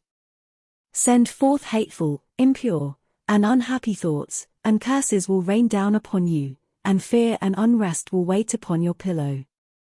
You are the unconditional maker of your fate, be that fate what it may. Every moment you are sending forth from you the influences which will make or mar your life. Let your heart grow large and loving and unselfish, and great and lasting will be your influence and success, even though you make little money. Confine it within the narrow limits of self-interest, and even though you become a millionaire your influence and success, at the final reckoning will be found to be utterly insignificant. Cultivate, then, this pure and unselfish spirit, and combine with purity and faith, singleness of purpose, and you are evolving from within the elements, not only of abounding health and enduring success, but of greatness and power. If your present position is distasteful to you, and your heart is not in your work, nevertheless perform your duties with scrupulous diligence, and whilst resting your mind in the idea that the better position and greater opportunities are waiting for you, ever keep an active mental outlook for budding possibilities, so that when the critical moment arrives, and the new channel presents itself, you will step into it with your mind fully prepared for the undertaking, and with that intelligence and foresight which is born of mental discipline. Whatever your task may be, concentrate your whole mind upon it, throw into it all the energy of which you are capable. The faultless completion of small tasks leads inevitably to larger tasks. See to it that you rise by steady climbing, and you will never fall. And herein lies the secret of true power. Learn, by constant practice, how to husband your resources, and to concentrate them, at any moment, upon a given point. The foolish waste all their mental and spiritual energy in frivolity, foolish chatter, or selfish argument, not to mention wasteful physical excesses. If you would acquire overcoming power you must cultivate poise and passivity. You must be able to stand alone. All power is associated with immovability. The mountain, the massive rock, the storm-tried oak, all speak to us of power, because of their combined solitary grandeur and defiant fixity, while the shifting sand, the yielding twig, and the waving reed speak to us of weakness, because they are movable and non-resistant, and are utterly useless when detached from their fellows. He is the man of power who, when all his fellows are swayed by some emotion or passion, remains calm and unmoved. He only is fitted to command and control who has succeeded in commanding and controlling himself. The hysterical, the fearful, the thoughtless and frivolous, let such seek company, or they will fall for lack of support, but the calm, the fearless, the thoughtful, and let such seek the solitude of the forest, the desert, and the mountain top, and to their power more power will be added, and they will more and more successfully stem the psychic currents and whirlpools which engulf mankind. Passion is not power, it is the abuse of power, the dispersion of power. Passion is like a furious storm which beats fiercely and wildly upon the embattled rock, whilst power is like the rock itself, which remains silent and unmoved through it all. That was a manifestation of true power when Martin Luther, wearied with the persuasions of his fearful friends, who were doubtful as to his safety should he go to Worms, replied, if there were as many devils in Worms as there are tiles on the housetops I would go. And when Benjamin Disraeli broke down in his first parliamentary speech, and brought upon himself the derision of the House, that was an exhibition of germinal power when he exclaimed, "The day will come when you will consider it an honor to listen to me." When that young man, whom I knew, passing through continual reverses and misfortunes, was mocked by his friends and told to desist from further effort, and he replied, "The time is not far distant when you will marvel at my good fortune and success," he showed that he was possessed of that silent and irresistible power which has taken him over innumerable difficulties, and crowned his life with success. If you have not this power, you may acquire it by practice, and the beginning of power is likewise the beginning of wisdom. You must commence by overcoming those purposeless trivialities to which you have hitherto been a willing victim. Boisterous and uncontrolled laughter, slander and idle talk, and joking merely to raise a laugh, all these things must be put on one side as so much waste of valuable energy. St. Paul never showed his wonderful insight into the hidden laws of human progress to greater advantage than when he warned the Ephesians against foolish talking and jesting which is not convenient, for to dwell habitually in such practices is to destroy all spiritual power and life. As you succeed in rendering yourself impervious to such mental dissipations, you will begin to understand what true power is, and you will then commence to grapple with the more powerful desires and appetites which hold your soul in bondage, and bar the way to power, and your further progress will then be made clear. Above all, be of single aim, have a legitimate and useful purpose, and devote yourself unreservedly to it. Let nothing draw you aside. Remember that the double-minded man is unstable in all his ways. Be eager to learn, but slow to beg. Have a thorough understanding of your work, and let it be your own, and as you proceed, ever following the inward guide, the infallible voice, you will pass on from victory to victory, and will rise step by step to higher resting places, and your ever-broadening outlook will gradually reveal to you the essential beauty and purpose of life. Self-purified, health will be yours, faith protected, success will be yours, self-governed, power will be yours, and all that you do will prosper. For, ceasing to be a disjointed unit, self-enslaved, you will be in harmony with the great law, working no longer against, but with, the universal life, the eternal good.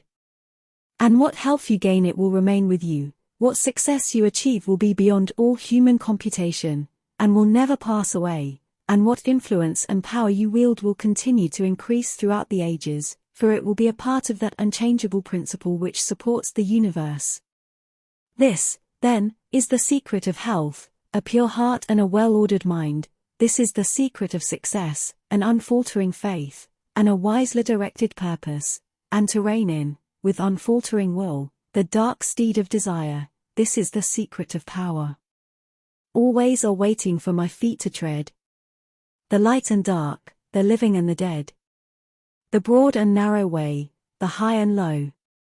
The good and bad, and with quick step or slow. I now may enter any way I will. And find, by walking, which is good, which ill. And all good things my wandering feet await. If I but come, with vow inviolate, unto the narrow, high and holy way of heart-born purity, and therein stay. Walking, secure from him who taunts and scorns.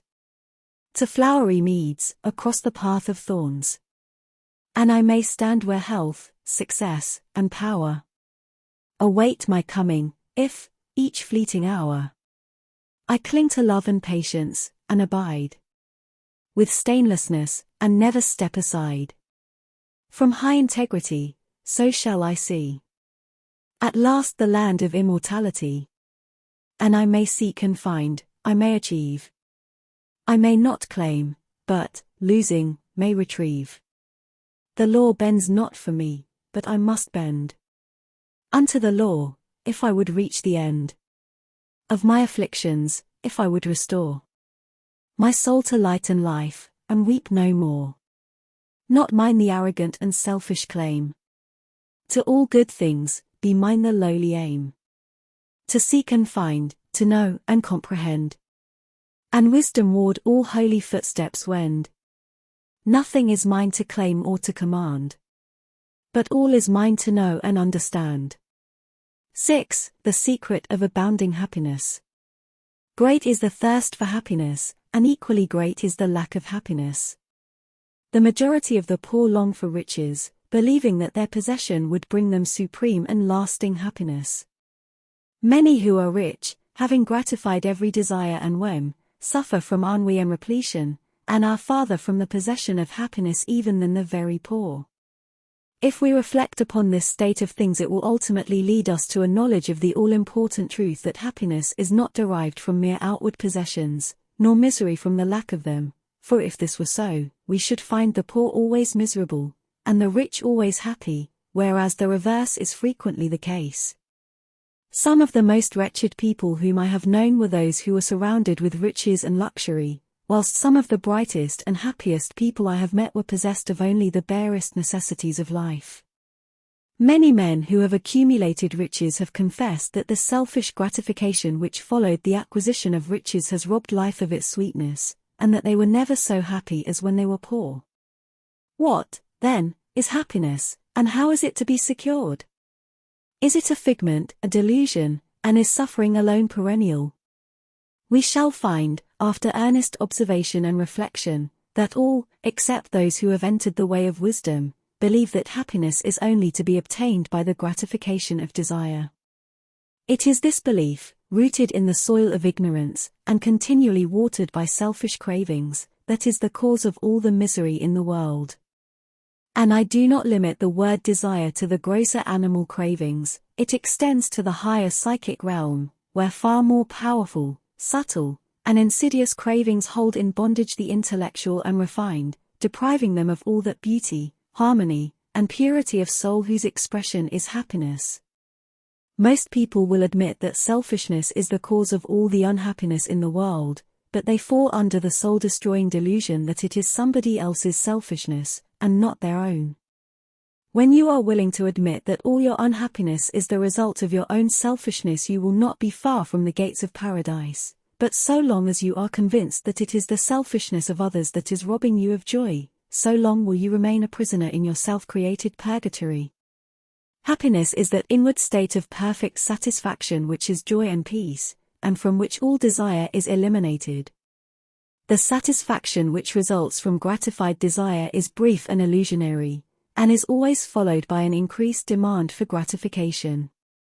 Desire is as insatiable as the ocean, and clamors louder and louder as its demands are attended to.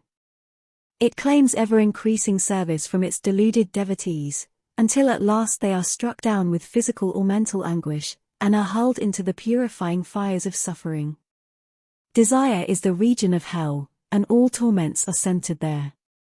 The giving up of desire is the realization of heaven, and all delights await the pilgrim there. I sent my soul through the invisible. Some letter of that afterlife to spell. And by my soul returned to me. And whispered, I myself am heaven and hell. Heaven and hell are inward states. Sink into self and all its gratifications, and you sink into hell. Rise above self into that state of consciousness which is the utter denial and forgetfulness of self, and you enter heaven. Self is blind, without judgment, not possessed of true knowledge, and always leads to suffering. Correct perception, unbiased judgment, and true knowledge belong only to the divine state, and only in so far as you realize this divine consciousness can you know what real happiness is. So long as you persist in selfishly seeking for your own personal happiness, so long will happiness elude you, and you will be sowing the seeds of wretchedness. In so far as you succeed in losing yourself in the service of others, in that measure will happiness come to you, and you will reap a harvest of bliss. It is in loving, not in being loved. The heart is blessed. It is in giving, not in seeking gifts. We find our quest. Whatever be thy longing or thy need, that do thou give. So shall thy soul be fed, and thou indeed shalt truly live. Cling to self, and you cling to sorrow, relinquish self, and you enter into peace. To seek selfishly is not only to lose happiness, but even that which we believe to be the source of happiness. See how the glutton is continually looking about for a new delicacy wherewith to stimulate his deadened appetite, and how, bloated, burdened, and diseased, scarcely any food at last is eaten with pleasure. Whereas, he who has mastered his appetite, and not only does not seek, but never thinks of gustatory pleasure, finds delight in the most frugal meal. The angel form of happiness, which men, looking through the eyes of self, imagine they see in gratified desire, when clasped is always found to be the skeleton of misery. Truly, he that seeketh his life shall lose it, and he that loseth his life shall find it. Abiding happiness will come to you when, ceasing to selfishly cling, you are willing to give up. When you are willing to lose, unreservedly, that impermanent thing which is so dear to you, and which, whether you cling to it or not, will one day be snatched from you, then you will find that that which seemed to you like a painful loss, turns out to be a supreme gain. To give up in order to gain, than this there is no greater delusion, nor no more prolific source of misery, but to be willing to yield up and to suffer loss, this is indeed the way of life. How is it possible to find real happiness by centering ourselves in those things which, by their very nature, must pass away? Abiding and real happiness can only be found by centering ourselves in that which is permanent. Rise, therefore, above the clinging to and the craving for impermanent things, and you will then enter into a consciousness of the eternal, and as, rising above self, and by growing more and more into the spirit of purity, self-sacrifice and universal love, you become centered in that consciousness, you will realize that happiness which has no reaction, and which can never be taken from you. The heart that has reached utter self-forgetfulness in its love for others has not only become possessed of the highest happiness but has entered into immortality, for it has realized the divine. Look back upon your life, and you will find that the moments of supremest happiness were those in which you uttered some word, or performed some act, of compassion or self-denying love. Spiritually, happiness and harmony are synonymous. Harmony is one phase of the great law whose spiritual expression is love. All selfishness is discord, and to be selfish is to be out of harmony with the divine order. As we realize that all-embracing love which is the negation of self, we put ourselves in harmony with the divine music, the universal song, and that ineffable melody which is true happiness becomes our own. Men and women are rushing hither and thither in the blind search for happiness, and cannot find it, nor ever will until they recognize that happiness is already within them and round about them, filling the universe, and that they, in their selfish searching, are shutting themselves out from it. I followed happiness to make her mine. Past towering oak and swinging ivy vine. She fled, I chased, o'er slanting hill and dale, o'er fields and meadows, in the purpling vale. Pursuing rapidly o'er dashing stream, I scaled the dizzy cliffs where eagles scream. I traversed swiftly every land and but always happiness eluded me. Exhausted, fainting, I pursued no more, but sank to rest upon a barren shore. One came and asked for food, and one for alms. I placed the bread and gold in bony palms. One came for sympathy, and one for rest. I shared with every needy one my best. When sweet happiness, with form divine, stood by me, whispering softly, I am thine. These beautiful lines of Berlioz express the secret of all abounding happiness. Sacrifice the personal and transient, and you rise at once into the impersonal and permanent. Give up that narrow cramped self that seeks to render all things subservient to its own petty interests, and you will enter into the company of the angels, into the very heart and essence of universal love. Forget yourself entirely in the sorrows of others and in ministering to others, and divine happiness will emancipate you from all sorrow and suffering. Taking the first step with a good thought, the second with a good word, and the third with a good deed, I entered paradise. And you also may enter into paradise by pursuing the same course. It is not beyond, it is here. It is realized only by the unselfish. It is known in its fullness only to the pure in heart. If you have not realized this unbounded happiness, you may begin to actualize it by ever holding before you the lofty ideal of unselfish love, and aspiring towards it. Aspiration or prayer is desire turned upward. It is the soul turning toward its divine source, where alone permanent satisfaction can be found. By aspiration, the destructive forces of desire are transmuted into divine and all-preserving energy. To aspire is to make an effort to shake off the trammels of desire. It is the prodigal made wise by loneliness and suffering, returning to his Father's mansion.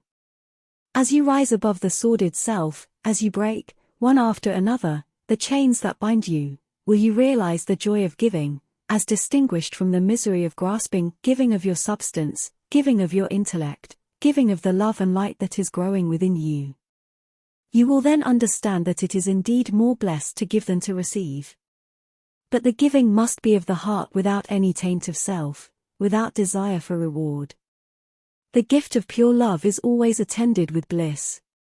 If, after you have given, you are wounded because you are not thanked or flattered, or your name put in the paper, know then that your gift was prompted by vanity and not by love, and you were merely giving in order to get, were not really giving, but grasping. Lose yourself in the welfare of others, forget yourself in all that you do. This is the secret of abounding happiness. Ever be on the watch to guard against selfishness, and learn faithfully the divine lessons of inward sacrifice, so shall you climb the highest heights of happiness, and shall remain in the never-clouded sunshine of universal joy, clothed in the shining garment of immortality. Are you searching for the happiness that does not fade away? Are you looking for the joy that lives, and leaves no grievous day? Are you panting for the water brooks of love, and life, and peace? Then let all dark desires depart, and selfish seeking cease. Are you lingering in the paths of pain, grief-haunted, stricken sore? Are you wandering in the ways that wound your weary feet the more? Are you sighing for the resting place where tears and sorrow cease? Then sacrifice your selfish heart and find the heart of peace. 7. The realization of prosperity. It is granted only to the heart that abounds with integrity, trust, generosity, and love to realize true prosperity. The heart that is not possessed of these qualities cannot know prosperity, for prosperity, like happiness, is not an outward possession, but an inward realization. The greedy man may become a millionaire, but he will always be wretched, and mean, and poor, and will even consider himself outwardly poor so long as there is a man in the world who is richer than himself, whilst the upright, the open-handed, and loving will realize a full and rich prosperity, even though their outward possessions may be small.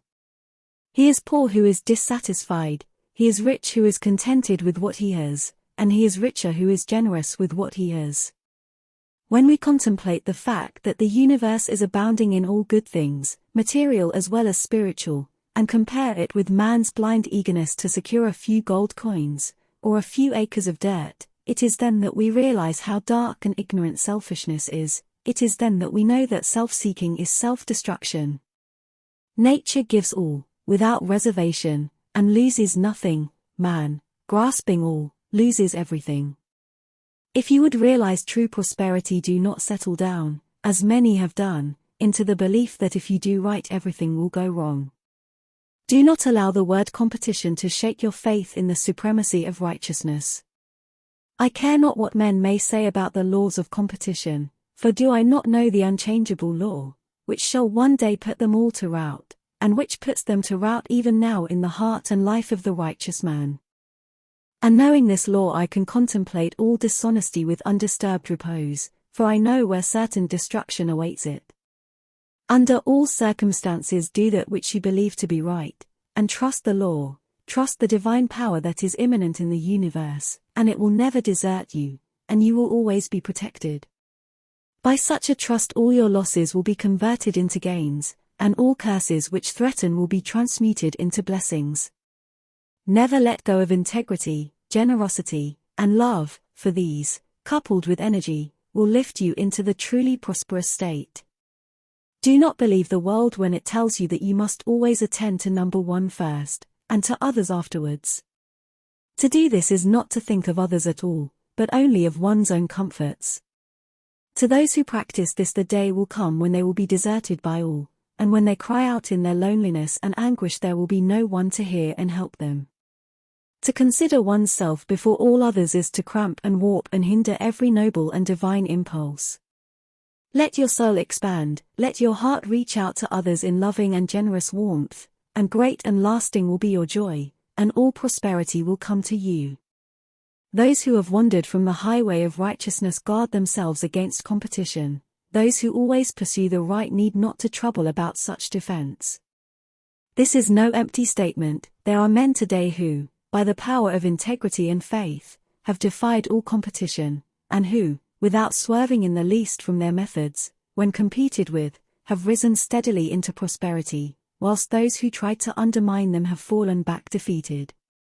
To possess those inward qualities which constitute goodness is to be armored against all the powers of evil, and to be doubly protected in every time of trial, and to build oneself up in those qualities is to build up a success which cannot be shaken, and to enter into a prosperity which will endure forever.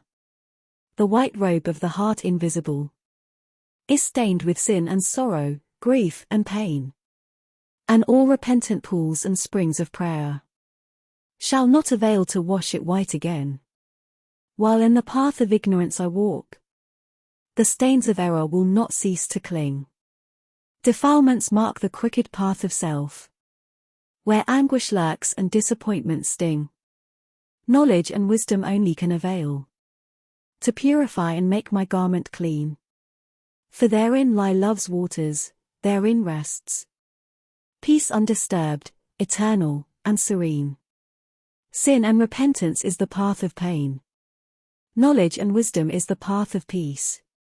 By the near way of practice I will find where bliss begins, how pains and sorrows cease.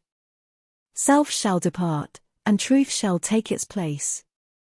The changeless one, the indivisible, shall take up his abode in me, and cleanse the white robe of the heart invisible. Part 2. The Way of Peace. 1. The Power of Meditation. Spiritual meditation is the pathway to divinity. It is the mystic ladder which reaches from earth to heaven, from error to truth, from pain to peace. Every saint has climbed it, every sinner must sooner or later come to it, and every weary pilgrim that turns his back upon self and the world, and sets his face resolutely toward the Father's home, must plant his feet upon its golden rounds. Without its aid you cannot grow into the divine state, the divine likeness, the divine peace, and the fadeless glories and unpolluting joys of truth will remain hidden from you.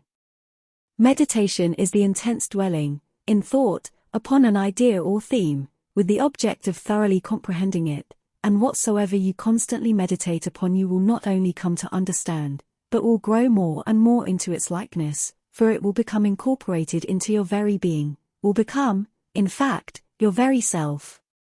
If, therefore, you constantly dwell upon that which is selfish and debasing, you will ultimately become selfish and debased. If you ceaselessly think upon that which is pure and unselfish, you will surely become pure and unselfish.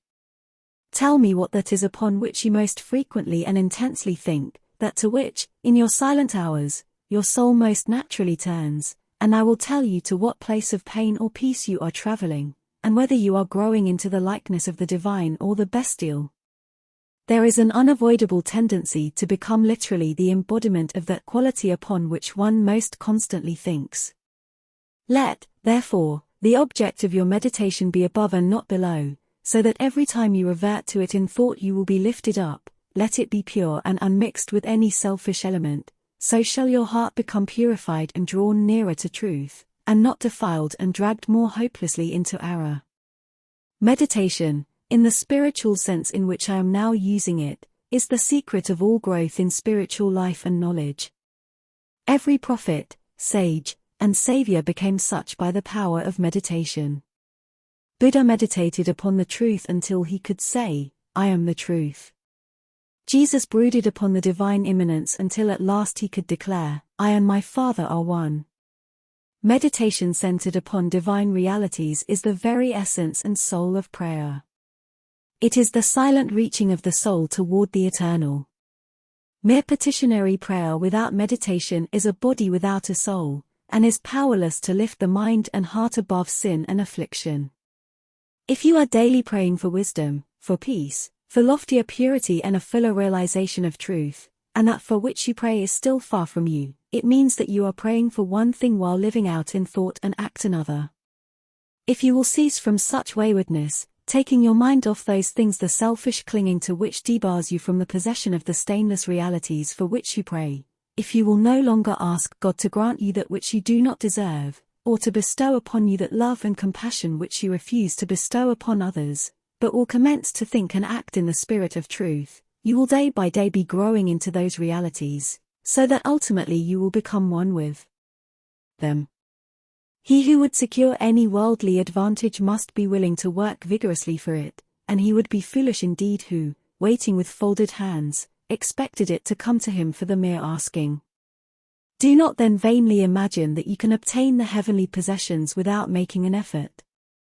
Only when you commence to work earnestly in the kingdom of truth will you be allowed to partake of the bread of life, and when you have, by patient and uncomplaining effort, earned the spiritual wages for which you ask, they will not be withheld from you. If you really seek truth, and not merely your own gratification, if you love it above all worldly pleasures and gains, more, even, than happiness itself, you will be willing to make the effort necessary for its achievement. If you would be freed from sin and sorrow, if you would taste of that spotless purity for which you sigh and pray, if you would realize wisdom and knowledge, and would enter into the possession of profound and abiding peace, come now and enter the path of meditation, and let the supreme object of your meditation be truth. At the outset, meditation must be distinguished from idle reverie. There is nothing dreamy and unpractical about it. It is a process of searching and uncompromising thought which allows nothing to remain but the simple and naked truth. Thus meditating you will no longer strive to build yourself up in your prejudices, but, forgetting self, you will remember only that you are seeking the truth. And so you will remove, one by one, the errors which you have built around yourself in the past, and will patiently wait for the revelation of truth which will come when your errors have been sufficiently removed. In the silent humility of your heart you will realize that there is an inmost center in us all, where truth abides in fullness, and around, wall upon wall, the gross flesh hems it in. This perfect, clear perception, which is truth, a baffling and perverting carnal mesh, blinds it, and makes all error, and to know, rather consists in opening out a way, whence the imprisoned splendor may escape, than in effecting entry for a light, supposed to be without. Select some portion of the day in which to meditate, and keep that period sacred to your purpose. The best time is the very early morning when the spirit of repose is upon everything. All natural conditions will then be in your favor, the passions, after the long bodily fast of the night, will be subdued, the excitements and worries of the previous day will have died away, and the mind, strong and yet restful, will be receptive to spiritual instruction. Indeed, one of the first efforts you will be called upon to make will be to shake off lethargy and indulgence, and if you refuse you will be unable to advance, for the demands of the spirit are imperative. To be spiritually awakened is also to be mentally and physically awakened. The sluggard and the self-indulgent can have no knowledge of truth. He who, possessed of health and strength, wastes the calm, precious hours of the silent morning in drowsy indulgence is totally unfit to climb the heavenly heights.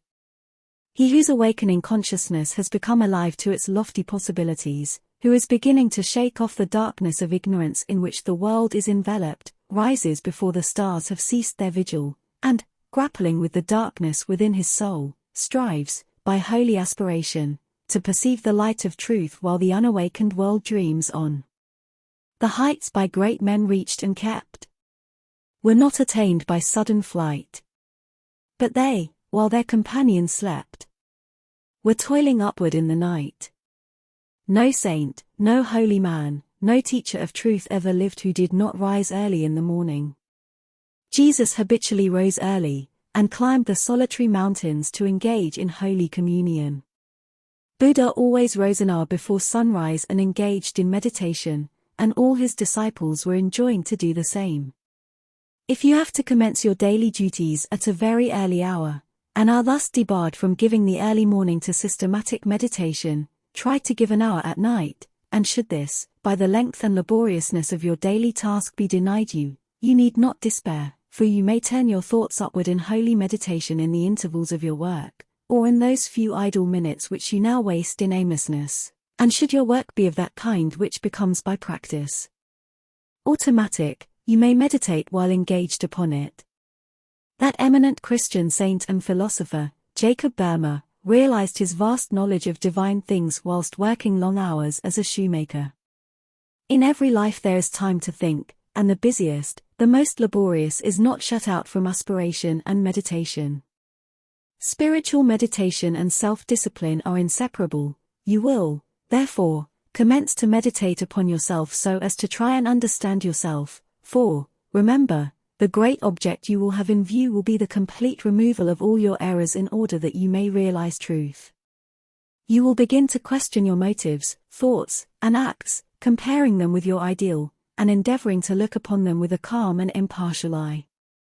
In this manner you will be continually gaining more of that mental and spiritual equilibrium without which men are but helpless straws upon the ocean of life.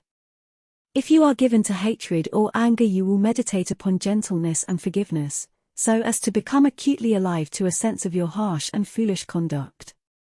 You will then begin to dwell in thoughts of love, of gentleness, of abounding forgiveness, and as you overcome the lower by the higher, there will gradually, silently steal into your heart a knowledge of the divine law of love with an understanding of its bearing upon all the intricacies of life and conduct. And in applying this knowledge to your every thought, word, and act, you will grow more and more gentle, more and more loving, more and more divine. And thus with every error, every selfish desire, every human weakness, by the power of meditation is it overcome, and as each sin, each error is thrust out, a fuller and clearer measure of the light of truth illumines the pilgrim soul. Thus meditating, you will be ceaselessly fortifying yourself against your only real enemy, your selfish, perishable self, and will be establishing yourself more and more firmly in the divine and imperishable self that is inseparable from truth. The direct outcome of your meditations will be a calm, spiritual strength which will be your stay and resting place in the struggle of life. Great is the overcoming power of holy thought, and the strength and knowledge gained in the hour of silent meditation will enrich the soul with saving remembrance in the hour of strife, of sorrow, or of temptation. As, by the power of meditation, you grow in wisdom, you will relinquish, more and more, your selfish desires which are fickle, impermanent, and productive of sorrow and pain, and will take your stand, with increasing steadfastness and trust, upon unchangeable principles, and will realize heavenly rest. The use of meditation is the acquirement of a knowledge of eternal principles, and the power which results from meditation is the ability to rest upon and trust those principles, and so become one with the eternal. The end of meditation is, therefore, direct knowledge of truth, God, and the realization of divine and profound peace. Let your meditations take their rise from the ethical ground which you now occupy. Remember that you are to grow into truth by steady perseverance. If you are an Orthodox Christian, meditate ceaselessly upon the spotless purity and divine excellence of the character of Jesus, and apply his every precept to your inner life and outward conduct, so as to approximate more and more toward his perfection. Do not be as those religious ones, who, refusing to meditate upon the law of truth, and to put into practice the precepts given to them by their master, are content to formally worship, to cling to their particular creeds, and to continue in the ceaseless round of sin and suffering. Strive to rise, by the power of meditation, above all selfish clinging to partial gods or party creeds, above dead formalities and lifeless ignorance. Thus walking the highway of wisdom, with mind fixed upon the spotless truth, you shall know no halting place short of the realization of truth. He who earnestly meditates first perceives a truth, as it were, afar off, and then realizes it by daily practice. It is only the doer of the word of truth that can know of the doctrine of truth, for though by pure thought the truth is perceived, it is only actualized by practice.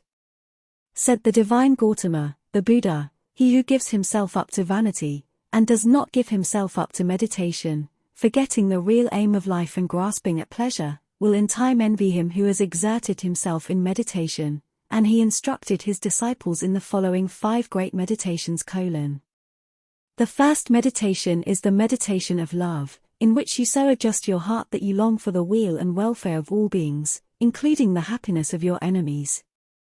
The second meditation is the meditation of pity, in which you think of all beings in distress, vividly representing in your imagination their sorrows and anxieties so as to arouse a deep compassion for them in your soul. The third meditation is the meditation of joy, in which you think of the prosperity of others, and rejoice with their rejoicings. The fourth meditation is the meditation of impurity, in which you consider the evil consequences of corruption, the effects of sin and diseases. How trivial often the pleasure of the moment, and how fatal its consequences. The fifth meditation is the meditation on serenity, in which you rise above love and hate, tyranny and oppression, wealth and want, and regard your own fate with impartial calmness and perfect tranquility. By engaging in these meditations, the disciples of the Buddha arrived at a knowledge of the truth.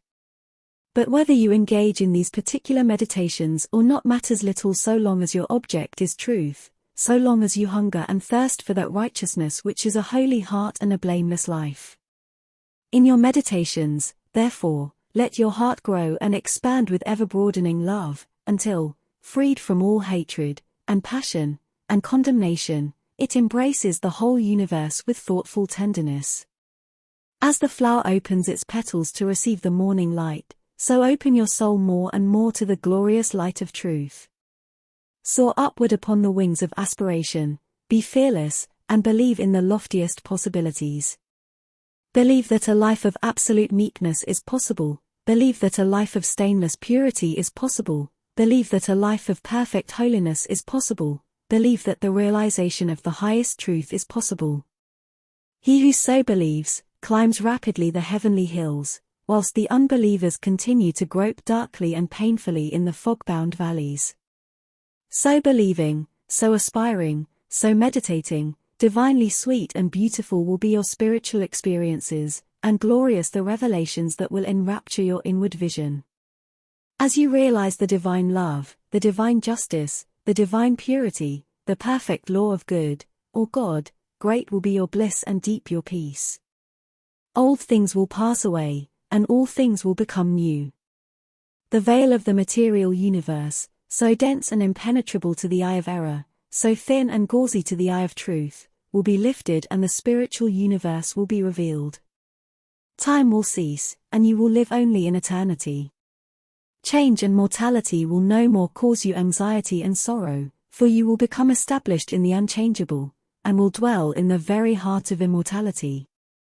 Star of wisdom. Star that of the birth of Vishnu. Birth of Krishna, Buddha, Jesus. Told the wise ones, heavenward looking. Waiting, watching for thy gleaming. In the darkness of the night time. In the starless gloom of midnight. Shining herald of the coming. Of the kingdom of the righteous. Teller of the mystic story. Of the lowly birth of Godhead. In the stable of the passions.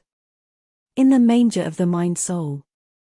Silent singer of the secret. Of compassion deep and holy. To the heart with sorrow burdened. To the soul with waiting weary.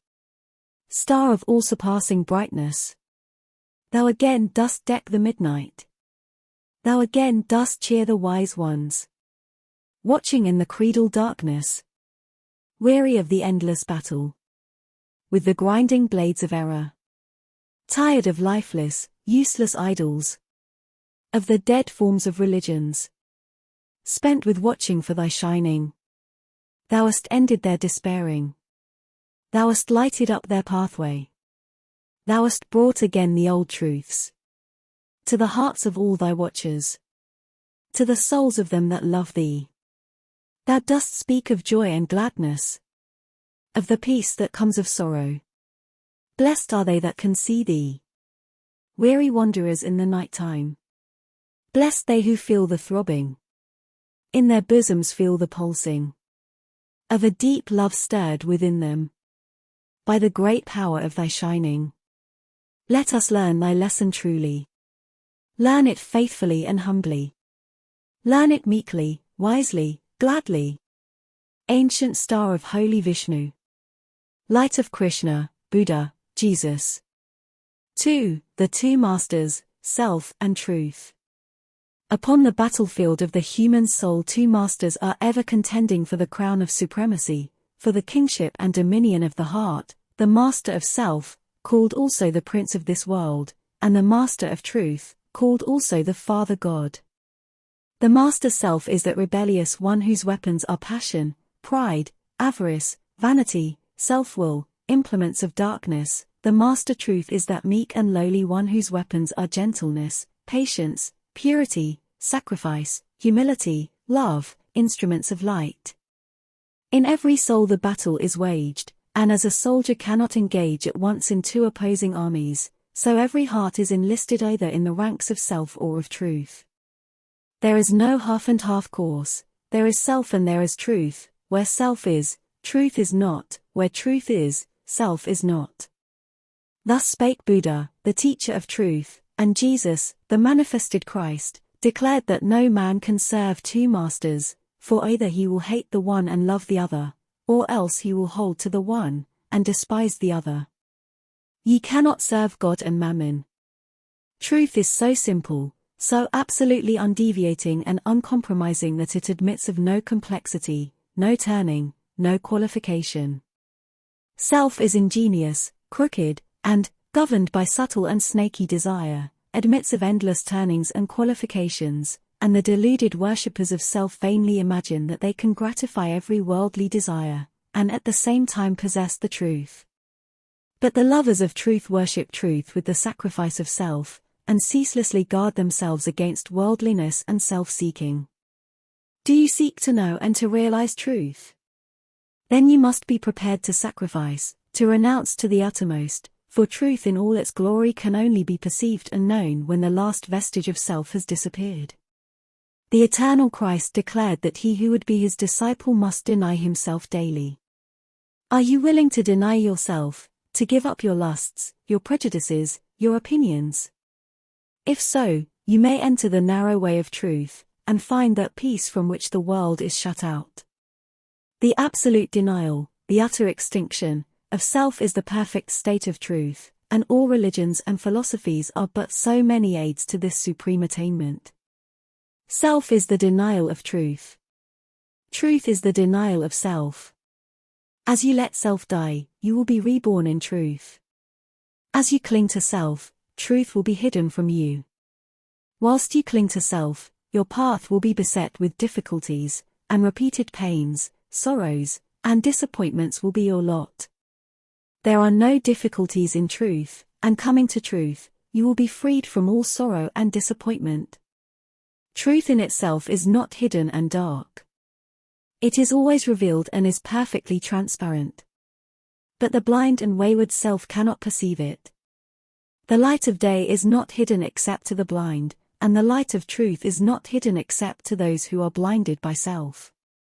Truth is the one reality in the universe, the inward harmony, the perfect justice, the eternal love. Nothing can be added to it, nor taken from it. It does not depend upon any man, but all men depend upon it. You cannot perceive the beauty of truth while you are looking out through the eyes of self. If you are vain, you will color everything with your own vanities.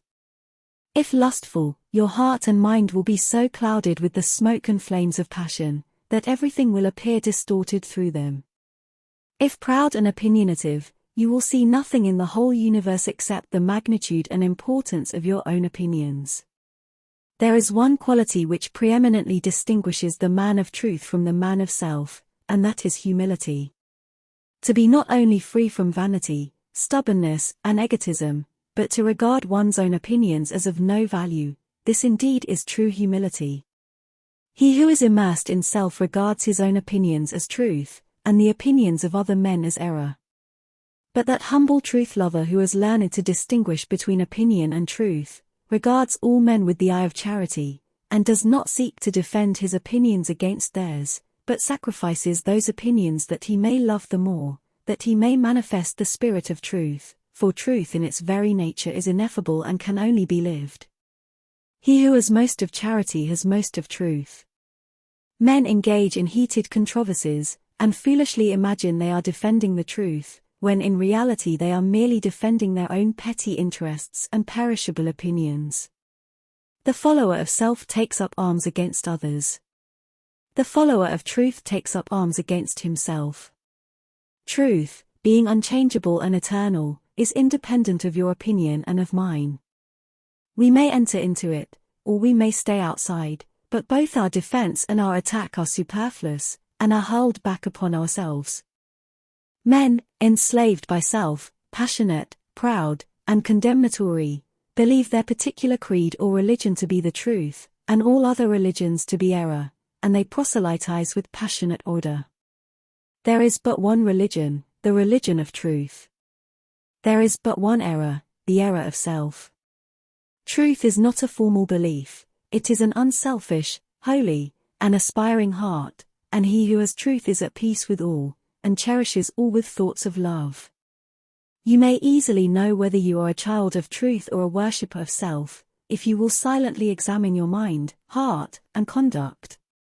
Do you harbor thoughts of suspicion, enmity, envy, lust, pride, or do you strenuously fight against these?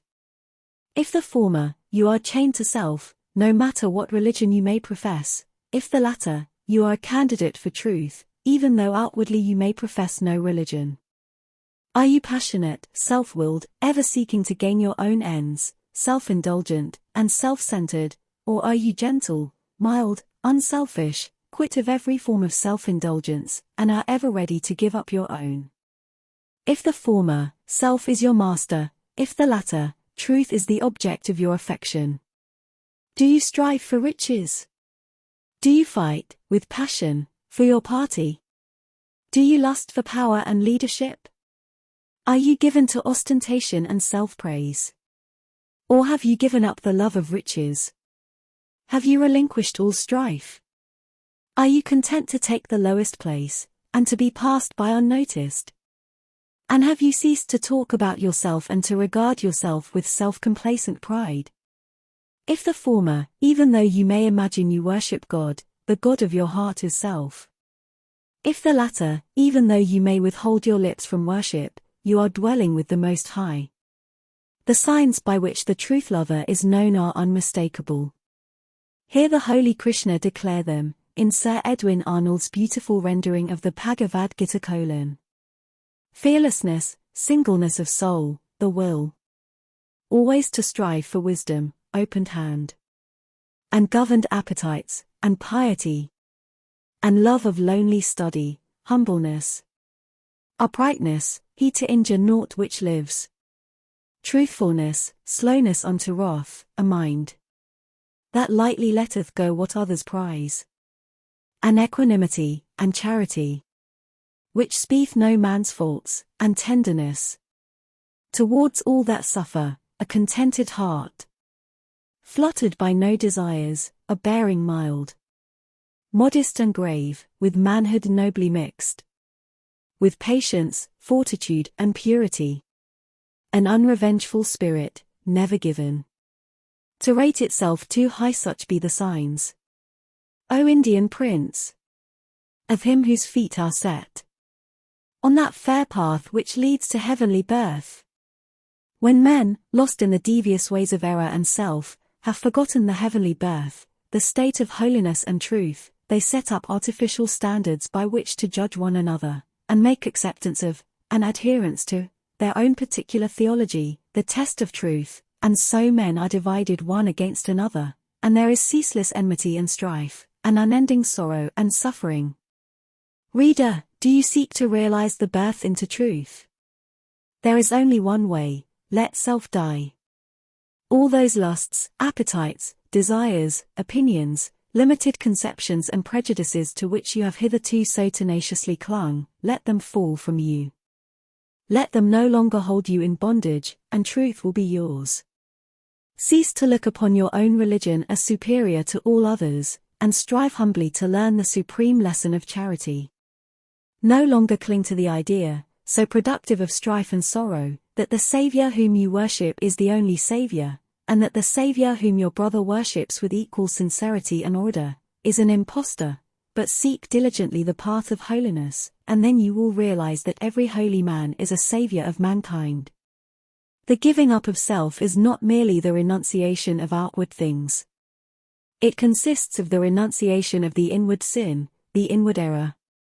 Not by giving up vain clothing, not by relinquishing riches, not by abstaining from certain foods, not by speaking smooth words, not by merely doing these things is the truth found, but by giving up the spirit of vanity, by relinquishing the desire for riches, by abstaining from the lust of self-indulgence, by giving up all hatred, strife, condemnation, and self-seeking, and becoming gentle and pure at heart. By doing these things is the truth found. To do the former, and not to do the latter, is Pharisaism and hypocrisy, whereas the latter includes the former. You may renounce the outward world, and isolate yourself in a cave or in the depths of a forest, but you will take all your selfishness with you, and unless you renounce that, great indeed will be your wretchedness and deep your delusion. You may remain just where you are, performing all your duties, and yet renounce the world, the inward enemy.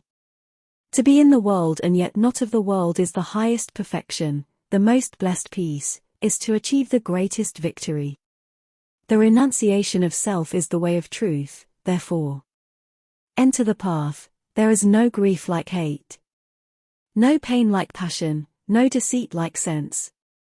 Enter the path, far hath he gone whose foot treads down one fond offense. As you succeed in overcoming self you will begin to see things in their right relations. He who is swayed by any passion, prejudice, like or dislike, adjusts everything to that particular bias, and sees only his own delusions. He who is absolutely free from all passion, prejudice, preference, and partiality, sees himself as he is, sees others as they are, sees all things in their proper proportions and right relations. Having nothing to attack, nothing to defend, nothing to conceal, and no interests to guard, he is at peace. He has realized the profound simplicity of truth, for this unbiased, tranquil, blessed state of mind and heart is the state of truth. He who attains to it dwells with the angels, and sits at the footstool of the Supreme. Knowing the great law, knowing the origin of sorrow, knowing the secret of suffering, knowing the way of emancipation in truth, how can such a one engage in strife or condemnation? For though he knows that the blind, self-seeking world, surrounded with the clouds of its own illusions, and enveloped in the darkness of error and self, cannot perceive the steadfast light of truth, and is utterly incapable of comprehending the profound simplicity of the heart that has died, or is dying, to self. Yet he also knows that when the suffering ages have piled up mountains of sorrow, the crushed and burdened soul of the world will fly to its final refuge, and that when the ages are completed, every prodigal will come back to the fold of truth. And so he dwells in goodwill toward all, and regards all with that tender compassion which a father bestows upon his wayward children. Men cannot understand truth because they cling to self, because they believe in and love self, because they believe self to be the only reality, whereas it is the one delusion. When you cease to believe in and love self you will desert it, and will fly to truth, and will find the eternal reality. When men are intoxicated with the wines of luxury, and pleasure, and vanity, the thirst of life grows and deepens within them, and they delude themselves with dreams of fleshly immortality, but when they come to reap the harvest of their own sowing, and pain and sorrow supervene, then, crushed and humiliated, relinquishing self and all the intoxications of self, they come, with aching hearts to the one immortality, the immortality that destroys all delusions, the spiritual immortality in truth. Men pass from evil to good, from self to truth, through the dark gate of sorrow, for sorrow and self are inseparable. Only in the peace and bliss of truth is all sorrow vanquished. If you suffer disappointment because your cherished plans have been thwarted, or because someone has not come up to your anticipations, it is because you are clinging to self. If you suffer remorse for your conduct, it is because you have given way to self. If you are overwhelmed with chagrin and regret because of the attitude of someone else toward you, it is because you have been cherishing self. If you are wounded on account of what has been done to you or said of you, it is because you are walking in the painful way of self. All suffering is of self. All suffering ends in truth. When you have entered into unrealized truth, you will no longer suffer disappointment, remorse, and regret, and sorrow will flee from you. Self is the only prison that can ever bind the soul. Truth is the only angel that can bid the gates unroll. And when he comes to call thee, arise and follow fast. His way may lie through darkness, but it leads to light at last. The woe of the world is of its own making. Sorrow purifies and deepens the soul, and the extremity of sorrow is the prelude to truth. Have you suffered much? Have you sorrowed deeply? Have you pondered seriously upon the problem of life? If so, you are prepared to wage war against self, and to become a disciple of truth. The intellectual who do not see the necessity for giving up self, frame endless theories about the universe, and call them truth, but do thou pursue that direct line of conduct which is the practice of righteousness, and thou wilt realize the truth which has no place in theory, and which never changes. Cultivate your heart. Water it continually with unselfish love and deep-felt pity, and strive to shut out from it all thoughts and feelings which are not in accordance with love. Return good for evil, love for hatred, gentleness for ill-treatment, and remain silent when attacked. So shall you transmute all your selfish desires into the pure gold of love, and self will disappear in truth. So will you walk blamelessly among men, yoked with the easy yoke of lowliness, and clothed with the divine garment of humility. O come, weary brother! Thy struggling and striving. End thou in the heart of the Master of Ruth. Across self's drear desert why wilt thou be driving?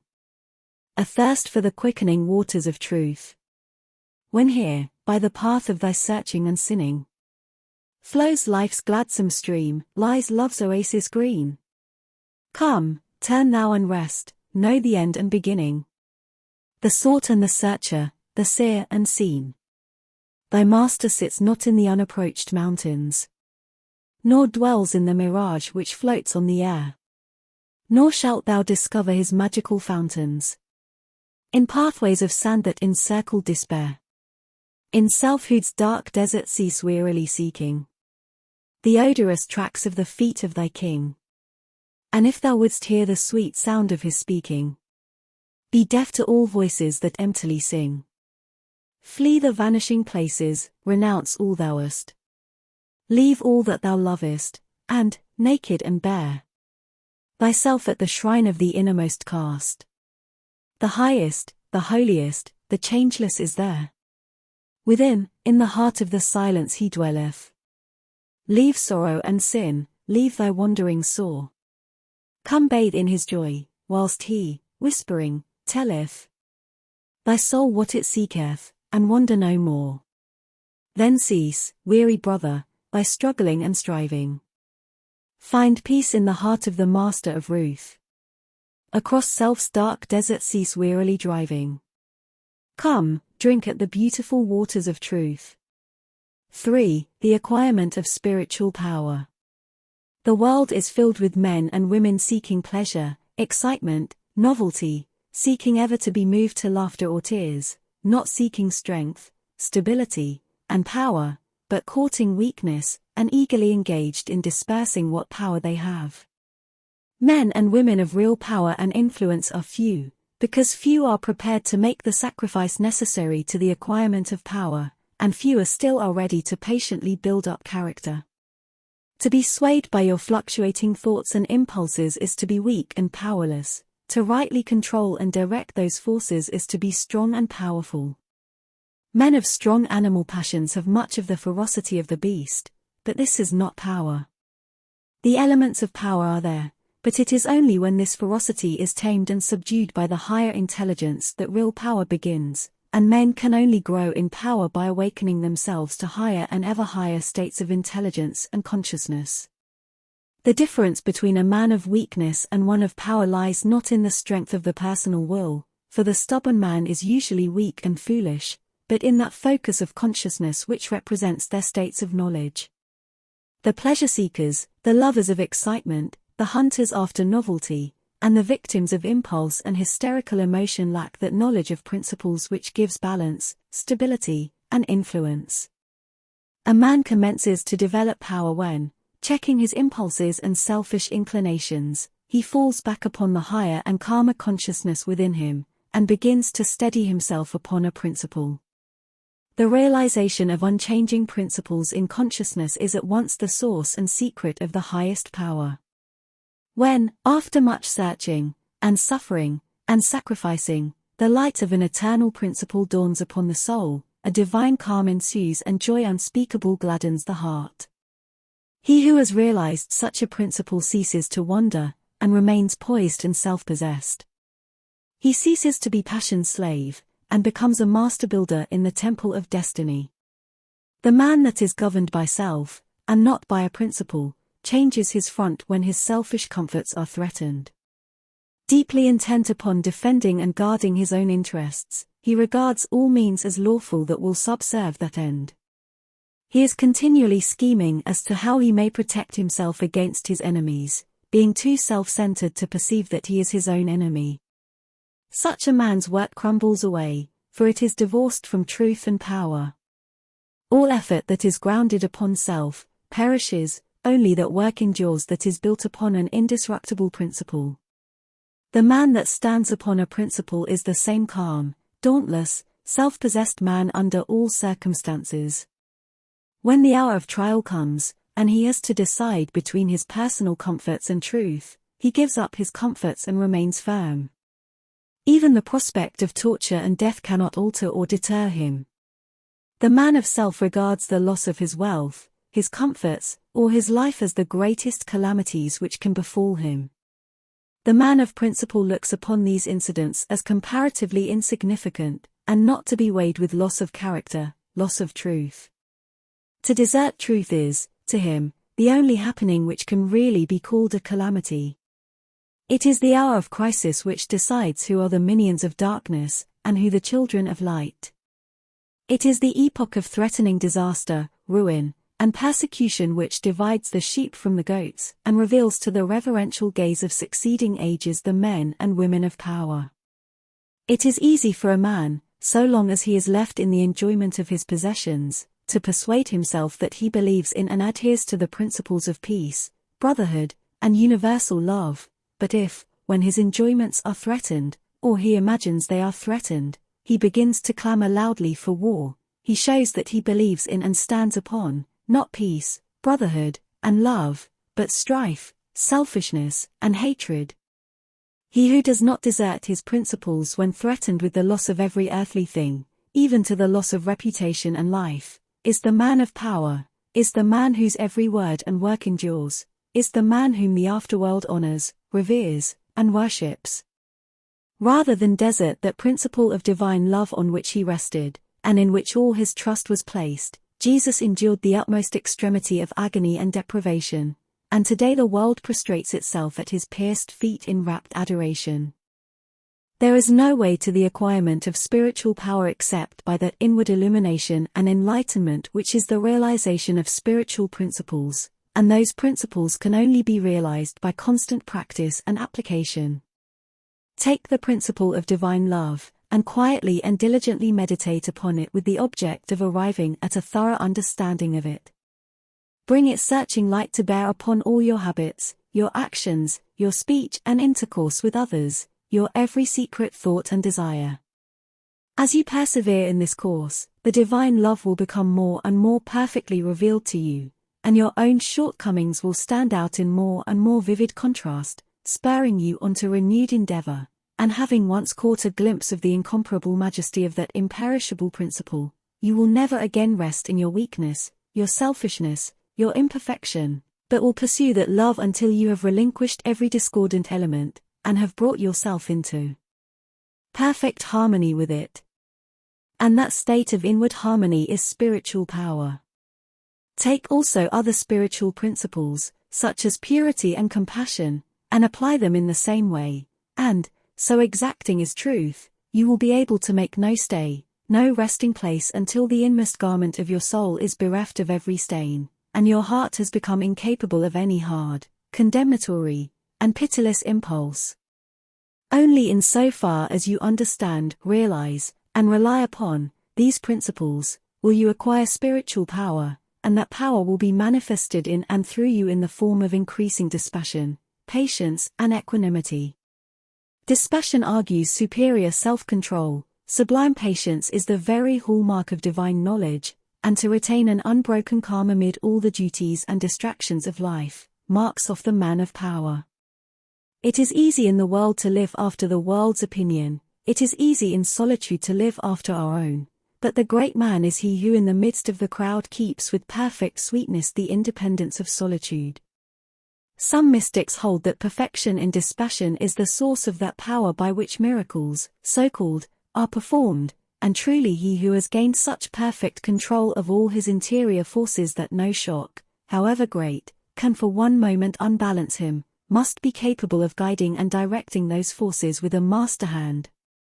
To grow in self-control, in patience, in equanimity, is to grow in strength and power, and you can only thus grow by focusing your consciousness upon a principle. As a child, after making many and vigorous attempts to walk unaided, at last succeeds, after numerous falls, in accomplishing this, so you must enter the way of power by first attempting to stand alone. Break away from the tyranny of custom, tradition, conventionality, and the opinions of others, until you succeed in walking lonely and erect among men. Rely upon your own judgment, be true to your own conscience, follow the light that is within you. All outward lights are so many will-o'-the-wisps. There will be those who will tell you that you are foolish, that your judgment is faulty, that your conscience is all awry, and that the light within you is darkness, but heed them not. If what they say is true, the sooner you, as a searcher for wisdom, find it out the better, and you can only make the discovery by bringing your powers to the test. Therefore, pursue your course bravely. Your conscience is at least your own, and to follow it is to be a man, to follow the conscience of another is to be a slave. You will have many falls, will suffer many wounds, will endure many buffetings for a time, but press on in faith, believing that sure and certain victory lies ahead.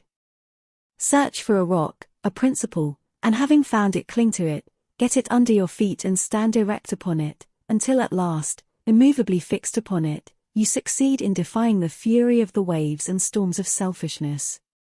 For selfishness in any and every form is dissipation, weakness, death. Unselfishness in its spiritual aspect is conservation, power, life. As you grow in spiritual life, and become established upon principles, you will become as beautiful and as unchangeable as those principles, will taste of the sweetness of their immortal essence, and will realize the eternal and indestructible nature of the God within. No harmful shaft can reach the righteous man. Standing erect amid the storms of hate, defying hurt and injury and ban, surrounded by the trembling slaves of fate, majestic in the strength of silent power, serene he stands, nor changes not nor turns, patient and firm in suffering's darkest hour. Time bends to him, and death and doom he spurns. Wrath's lurid lightnings round about him play, and hell's deep thunders roll about his head. Yet heeds he not, for him they cannot slay, who stands whence earth and time and space are fled. Sheltered by deathless love, what feareth he?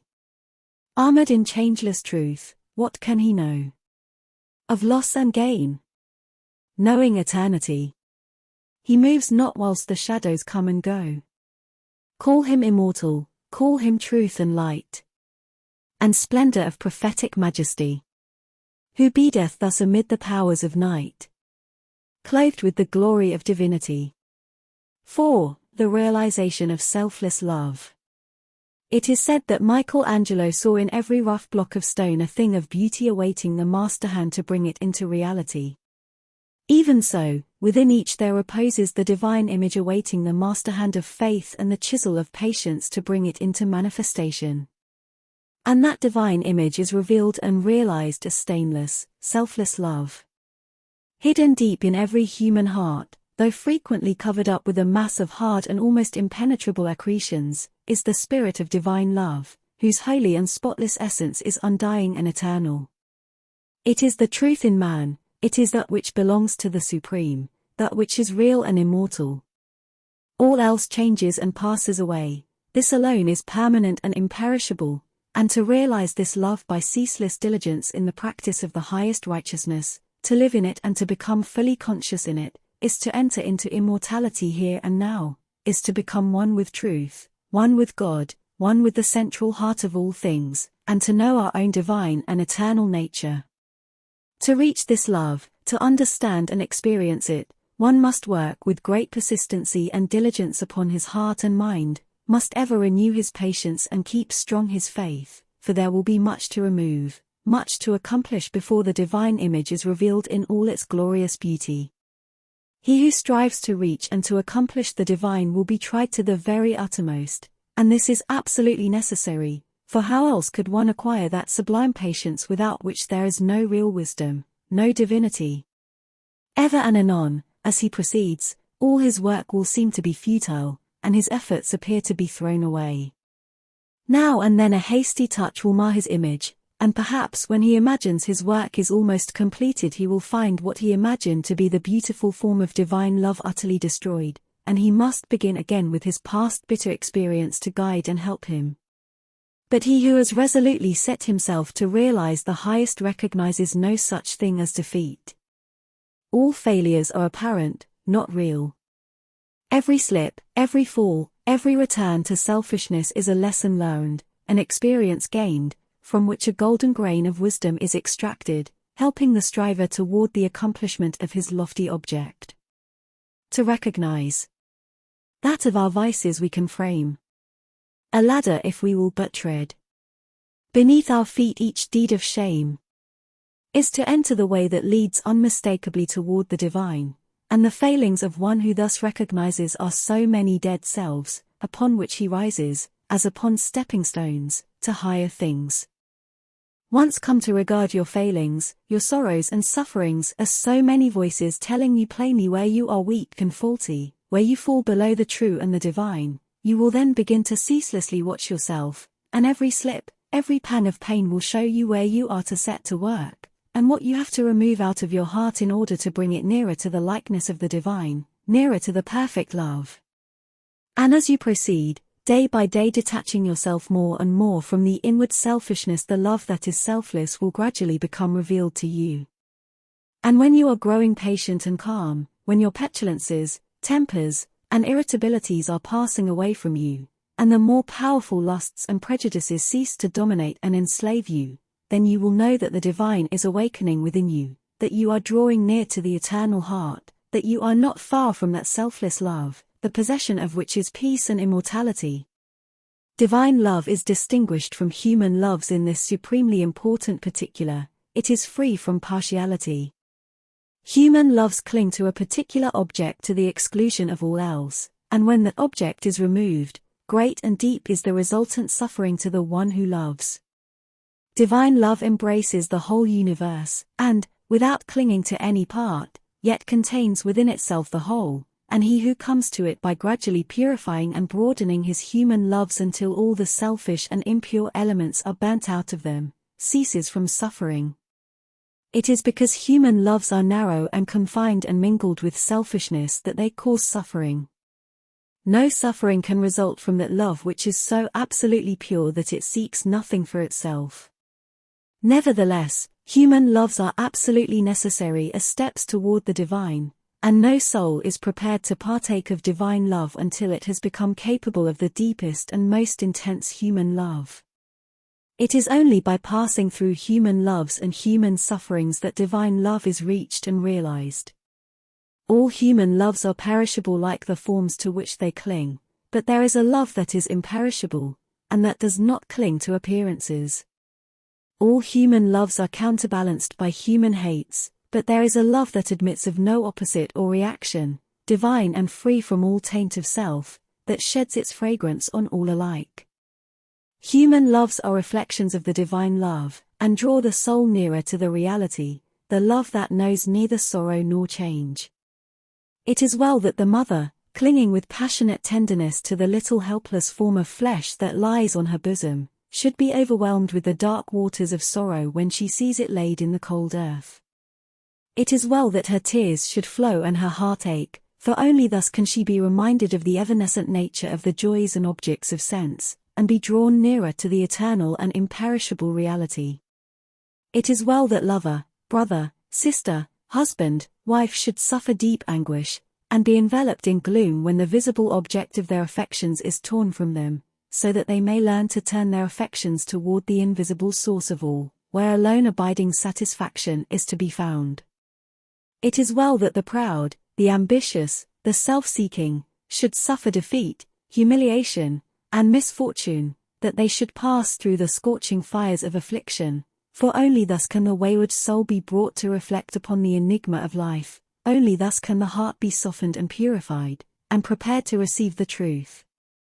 When the sting of anguish penetrates the heart of human love, when gloom and loneliness and desertion cloud the soul of friendship and trust, then it is that the heart turns toward the sheltering love of the eternal, and finds rest in its silent peace.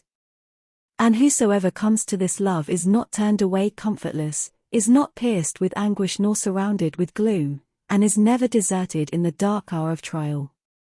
The glory of divine love can only be revealed in the heart that is chastened by sorrow, and the image of the heavenly state can only be perceived and realized when the lifeless, formless accretions of ignorance and self are hewn away.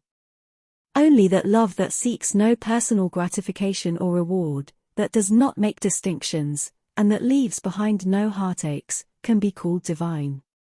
Men, clinging to self and to the comfortless shadows of evil, are in the habit of thinking of divine love as something belonging to a God who is out of reach, as something outside themselves, and that must forever remain outside. Truly, the love of God is ever beyond the reach of self, but when the heart and mind are emptied of self, then the selfless love, the supreme love, the love that is of God or good becomes an inward and abiding reality. And this inward realization of holy love is none other than the love of Christ that is so much talked about and so little comprehended. The love that not only saves the soul from sin, but lifts it also above the power of temptation. But how may one attain to this sublime realization? The answer which truth has always given, and will ever give to this question is, empty thyself, and I will fill thee. Divine love cannot be known until self is dead, for self is the denial of love, and how can that which is known be also denied?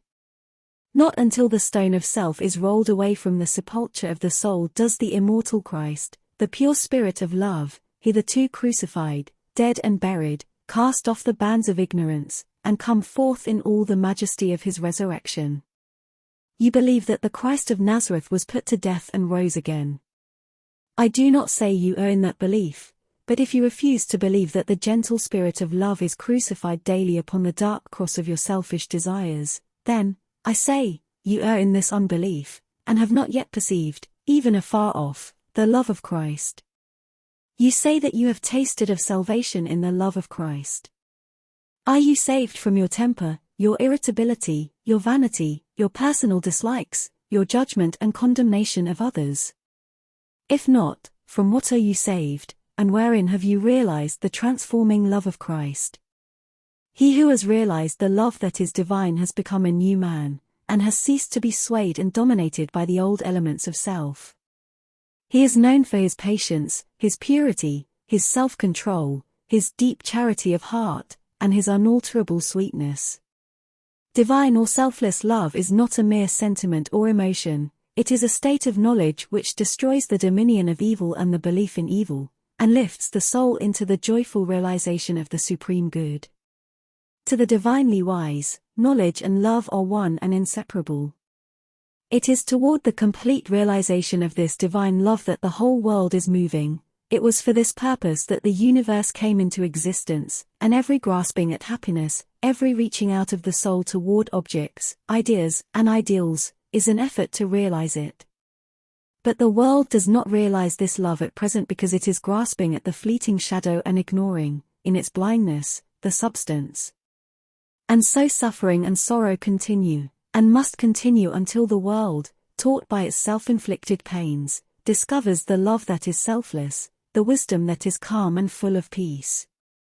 And this love, this wisdom, this peace, this tranquil state of mind and heart may be attained to, may be realized by all who are willing and ready to yield up self, and who are prepared to humbly enter into a comprehension of all that the giving up of self involves.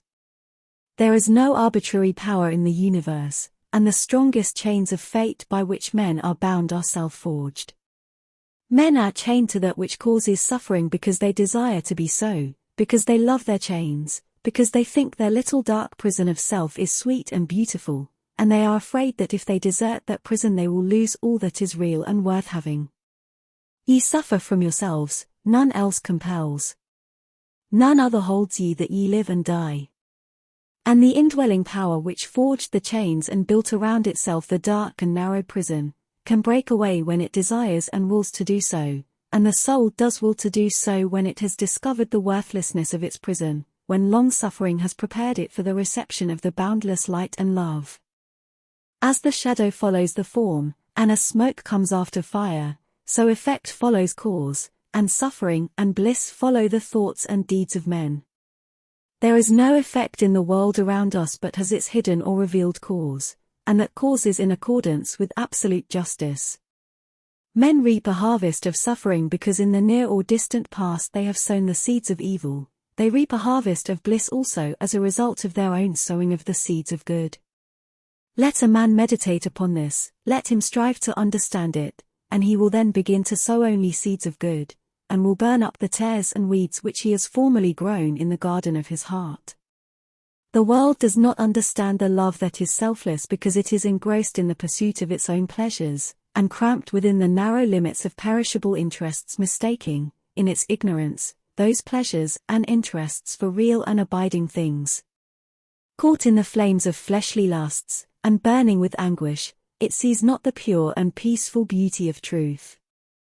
Feeding upon the swinish husks of error and self-delusion, it is shut out from the mansion of all-seeing love. Not having this love, not understanding it, men institute innumerable reforms which involve no inward sacrifice, and each imagines that his reform is going to right the world forever, while he himself continues to propagate evil by engaging it in his own heart. That only can be called reform which tends to reform the human heart, for all evil has its rise there, and not until the world, ceasing from selfishness and party strife, has learned the lesson of divine love, will it realize the golden age of universal blessedness. Let the rich cease to despise the poor, and the poor to condemn the rich, let the greedy learn how to give, and the lustful how to grow pure, let the partisan cease from strife, and the uncharitable begin to forgive. Let the envious endeavor to rejoice with others, and the slanderers grow ashamed of their conduct. Let men and women take this course, and, lo! The golden age is at hand. He, therefore, who purifies his own heart is the world's greatest benefactor. Yet, though the world is, and will be for many ages to come, shut out from that age of gold, which is the realization of selfless love, you, if you are willing, may enter it now, by rising above your selfish self, if you will pass from prejudice, hatred, and condemnation, to gentle unforgiving love. Where hatred, dislike, and condemnation are, selfless love does not abide. It resides only in the heart that has ceased from all condemnation. You say, how can I love the drunkard, the hypocrite, the sneak, the murderer? I am compelled to dislike and condemn such men. It is true you cannot love such men emotionally, but when you say that you must perforce dislike and condemn them you show that you are not acquainted with the great overruling love, for it is possible to attain to such a state of interior enlightenment as will enable you to perceive the train of causes by which these men have become as they are, to enter into their intense sufferings, and to know the certainty of their ultimate purification. Possessed of such knowledge it will be utterly impossible for you any longer to dislike or condemn them, and you will always think of them with perfect calmness and deep compassion. If you love people and speak of them with praise until they in some way thwart you, or do something of which you disapprove, and then you dislike them and speak of them with dispraise, you are not governed by the love which is of God. If, in your heart, you are continually arraigning and condemning others, selfless love is hidden from you. He who knows that love is at the heart of all things, and has realized the all-sufficing power of that love, has no room in his heart for condemnation. Men, not knowing this love, constitute themselves judge and executioner of their fellows, forgetting that there is the eternal judge and executioner, and in so far as men deviate from them in their own views, their particular reforms and methods, they brand them as fanatical, unbalanced, lacking judgment, sincerity, and honesty. In so far as others approximate to their own standard, do they look upon them as being everything that is admirable. Such are the men who are centered in self. But he whose heart is centered in the supreme love does not so brand and classify men, does not seek to convert men to his own views, not to convince them of the superiority of his methods. Knowing the law of love, he lives it, and maintains the same calm attitude of mind and sweetness of heart toward all. The debased and the virtuous, the foolish and the wise, the learned and the unlearned, the selfish and the unselfish receive alike the benediction of his tranquil thought. You can only attain to this supreme knowledge, this divine love, by unremitting endeavor in self-discipline, and by gaining victory after victory over yourself. Only the pure in heart see God, and when your heart is sufficiently purified you will enter into the new birth, and the love that does not die, nor change, nor end in pain and sorrow will be awakened within you, and you will be at peace. He who strives for the attainment of divine love is ever seeking to overcome the spirit of condemnation, for where there is pure spiritual knowledge, condemnation cannot exist, and only in the heart that has become incapable of condemnation is love perfected and fully realized. The Christian condemns the atheist satirizes the Christian. The Catholic and Protestant are ceaselessly engaged in wordy warfare, and the spirit of strife and hatred rules where peace and love should be. He that hateth his brother is a murderer, a crucifier of the divine spirit of love, and until you can regard men of all religions and of no religion with the same impartial spirit, with all freedom from dislike, and with perfect equanimity, you have yet to strive for that love which bestows upon its possessor freedom and salvation. The realization of divine knowledge, selfless love, utterly destroys the spirit of condemnation, disperses all evil, and lifts the consciousness to that height of pure vision where love, goodness, justice are seen to be universal, supreme, all-conquering, indestructible. Train your mind in strong, impartial, and gentle thought, train your heart in purity and compassion, train your tongue to silence and to true and stainless speech. So shall you enter the way of holiness and peace, and shall ultimately realize the immortal love. So living, without seeking to convert, you will convince, without arguing, you will teach, not cherishing ambition, the wise will find you out, and without striving to gain men's opinions, you will subdue their hearts. For love is all-conquering, all-powerful, and the thoughts, and deeds, and words of love can never perish.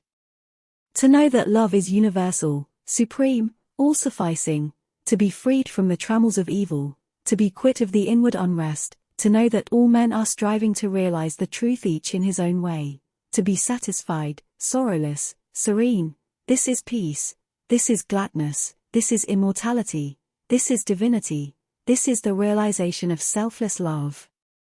I stood upon the shore, and saw the rocks resist the onslaught of the mighty sea. And when I thought how all the countless shocks they had withstood through an eternity, I said, to wear away this solid main, the ceaseless efforts of the waves are vain. But when I thought how they the rocks had rent, and saw the sand and shingles at my feet, poor passive remnants of resistance spent, tumbled and tossed where they the waters meet, then saw I ancient landmarks neath the waves, and knew the waters held the stones their slaves. I saw the mighty work the waters wrought, by patient softness and unceasing flow, how they the proudest promontory brought unto their feet, and massy hills laid low. How the soft drops the adamantine wall. Conquered at last, and brought it to its fall. And then I knew that hard, resisting sin should yield at last to love's soft ceaseless roll. Coming and going, ever flowing in upon the proud rocks of the human soul. That all resistance should be spent and past, and every heart yield unto it at last. 5. Entering into the infinite. From the beginning of time, man, in spite of his bodily appetites and desires, in the midst of all his clinging to earthly and impermanent things, has ever been intuitively conscious of the limited, transient, and illusionary nature of his material existence, and in his sane and silent moments has tried to reach out into a comprehension of the infinite, and has turned with tearful aspiration toward the restful reality of the eternal heart. While vainly imagining that the pleasures of earth are real and satisfying, pain and sorrow continually remind him of their unreal and unsatisfying nature. Ever striving to believe that complete satisfaction is to be found in material things, he is conscious of an inward and persistent revolt against this belief, which revolt is at once a refutation of his essential mortality, and an inherent and imperishable proof that only in the immortal, the eternal, the infinite can he find abiding satisfaction and unbroken peace.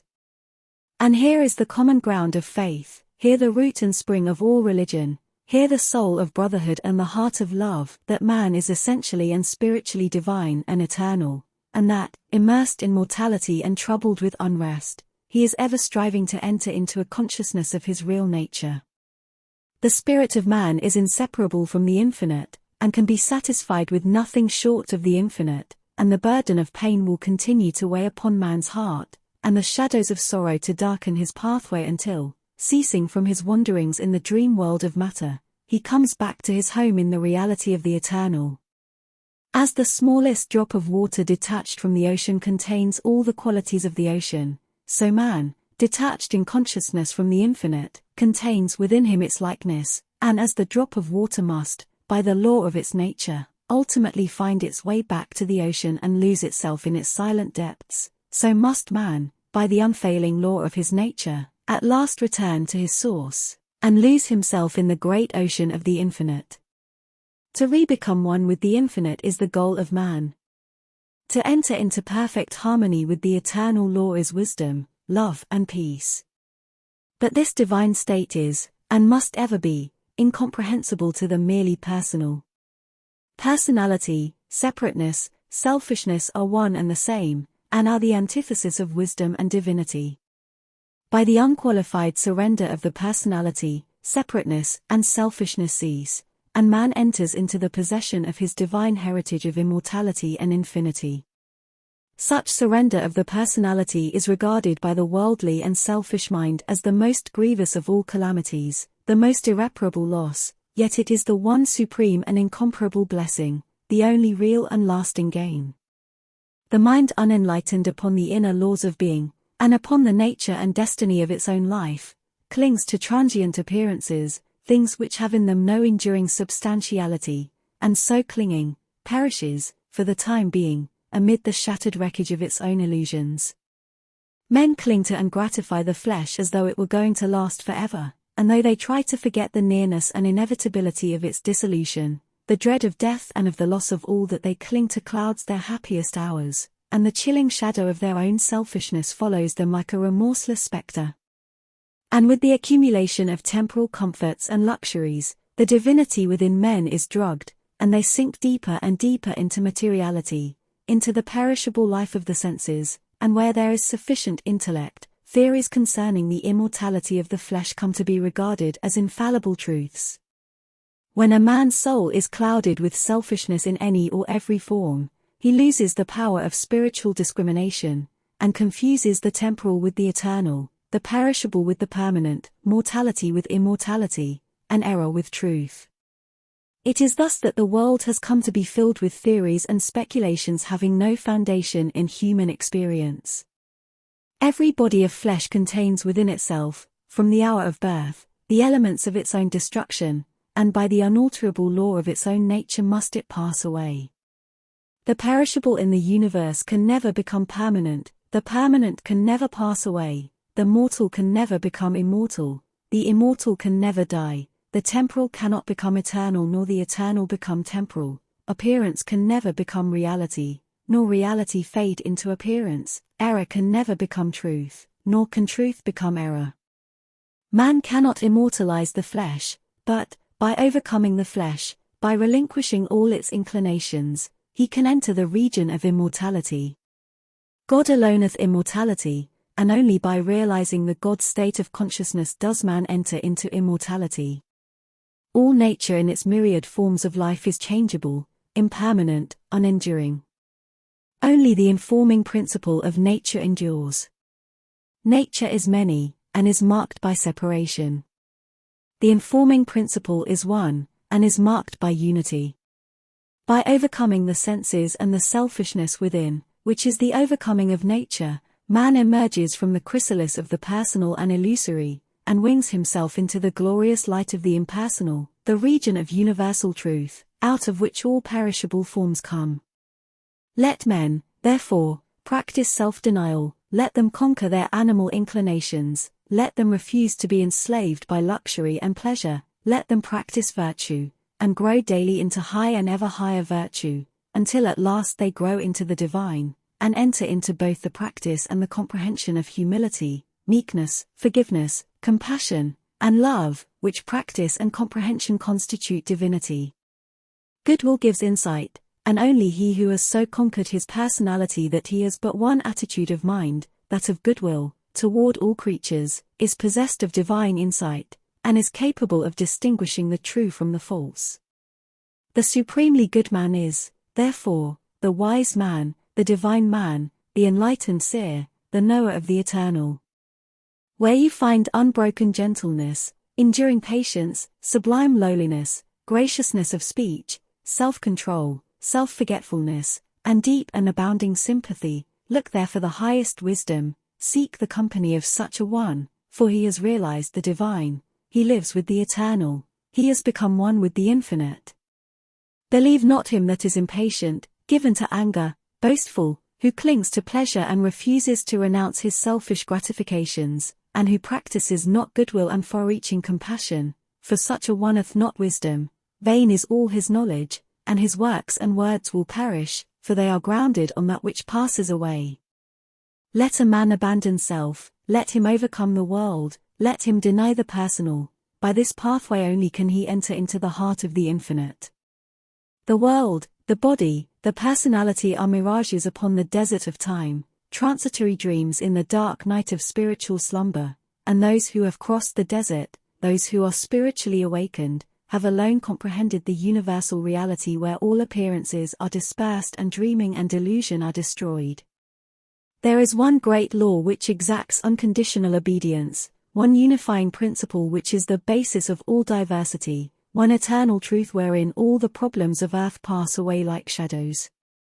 To realize this law, this unity, this truth, is to enter into the infinite, is to become one with the eternal. To center one's life in the great law of love is to enter into rest, harmony, peace. To refrain from all participation in evil and discord, to cease from all resistance to evil, and from the omission of that which is good, and to fall back upon unswerving obedience to the holy calm within, is to enter into the inmost heart of things, is to attain to a living, conscious experience of that eternal and infinite principle which must ever remain a hidden mystery to the merely perceptive intellect. Until this principle is realized, the soul is not established in peace, and he who so realizes is truly wise, not wise with the wisdom of the learned, but with the simplicity of a blameless heart and of a divine manhood. To enter into a realization of the infinite and eternal is to rise superior to time, and the world, and the body, which comprise the kingdom of darkness, and is to become established in immortality, heaven, and the spirit, which make up the empire of light. Entering into the infinite is not a mere theory or sentiment. It is a vital experience which is the result of assiduous practice in inward purification. When the body is no longer believed to be, even remotely, the real man, when all appetites and desires are thoroughly subdued and purified, when the emotions are rested and calm, and when the oscillation of the intellect ceases and perfect poise is secured, then, and not till then does consciousness become one with the infinite, not until then is childlike wisdom and profound peace secured. Men grow weary and grey over the dark problems of life, and finally pass away and leave them unsolved because they cannot see their way out of the darkness of the personality, being too much engrossed in its limitations. Seeking to save his personal life, man forfeits the greater impersonal life in truth. Clinging to the perishable, he is shut out from a knowledge of the eternal. By the surrender of self all difficulties are overcome, and there is no error in the universe but the fire of inward sacrifice will burn it up like chaff. No problem, however great, but will disappear like a shadow under the searching light of self-abnegation.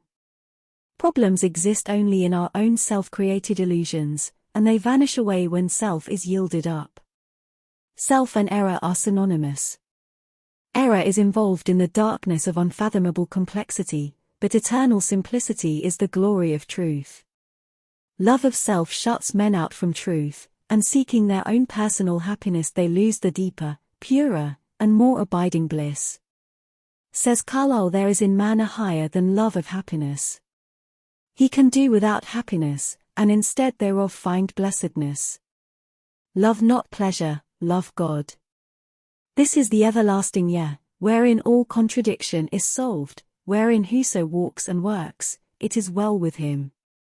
He who has yielded up that self, that personality that men most love, and to which they cling with such fierce tenacity, has left behind him all perplexity, and has entered into a simplicity so profoundly simple as to be looked upon by the world, involved as it is in a network of error, as foolishness. Yet such a one has realized the highest wisdom, and is at rest in the infinite. He accomplishes without striving, and all problems melt before him, for he has entered the region of reality, and deals, not with changing effects, but with the unchanging principles of things. He is enlightened with a wisdom which is as superior to ratiocination, as reason is to animality. Having yielded up his lusts, his errors, his opinions and prejudices, he has entered into possession of the knowledge of God, having slain the selfish desire for heaven, and along with it the ignorant fear of hell, having relinquished even the love of life itself, he has gained supreme bliss and life eternal, the life which bridges life and death, and knows its own immortality.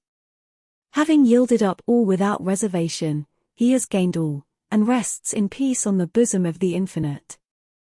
Only he who has become so free from self as to be equally content to be annihilated as to live, or to live as to be annihilated, is fit to enter into the infinite. Only he who, ceasing to trust his perishable self, has learned to trust in boundless measure the great law, the supreme good, is prepared to partake of undying bliss.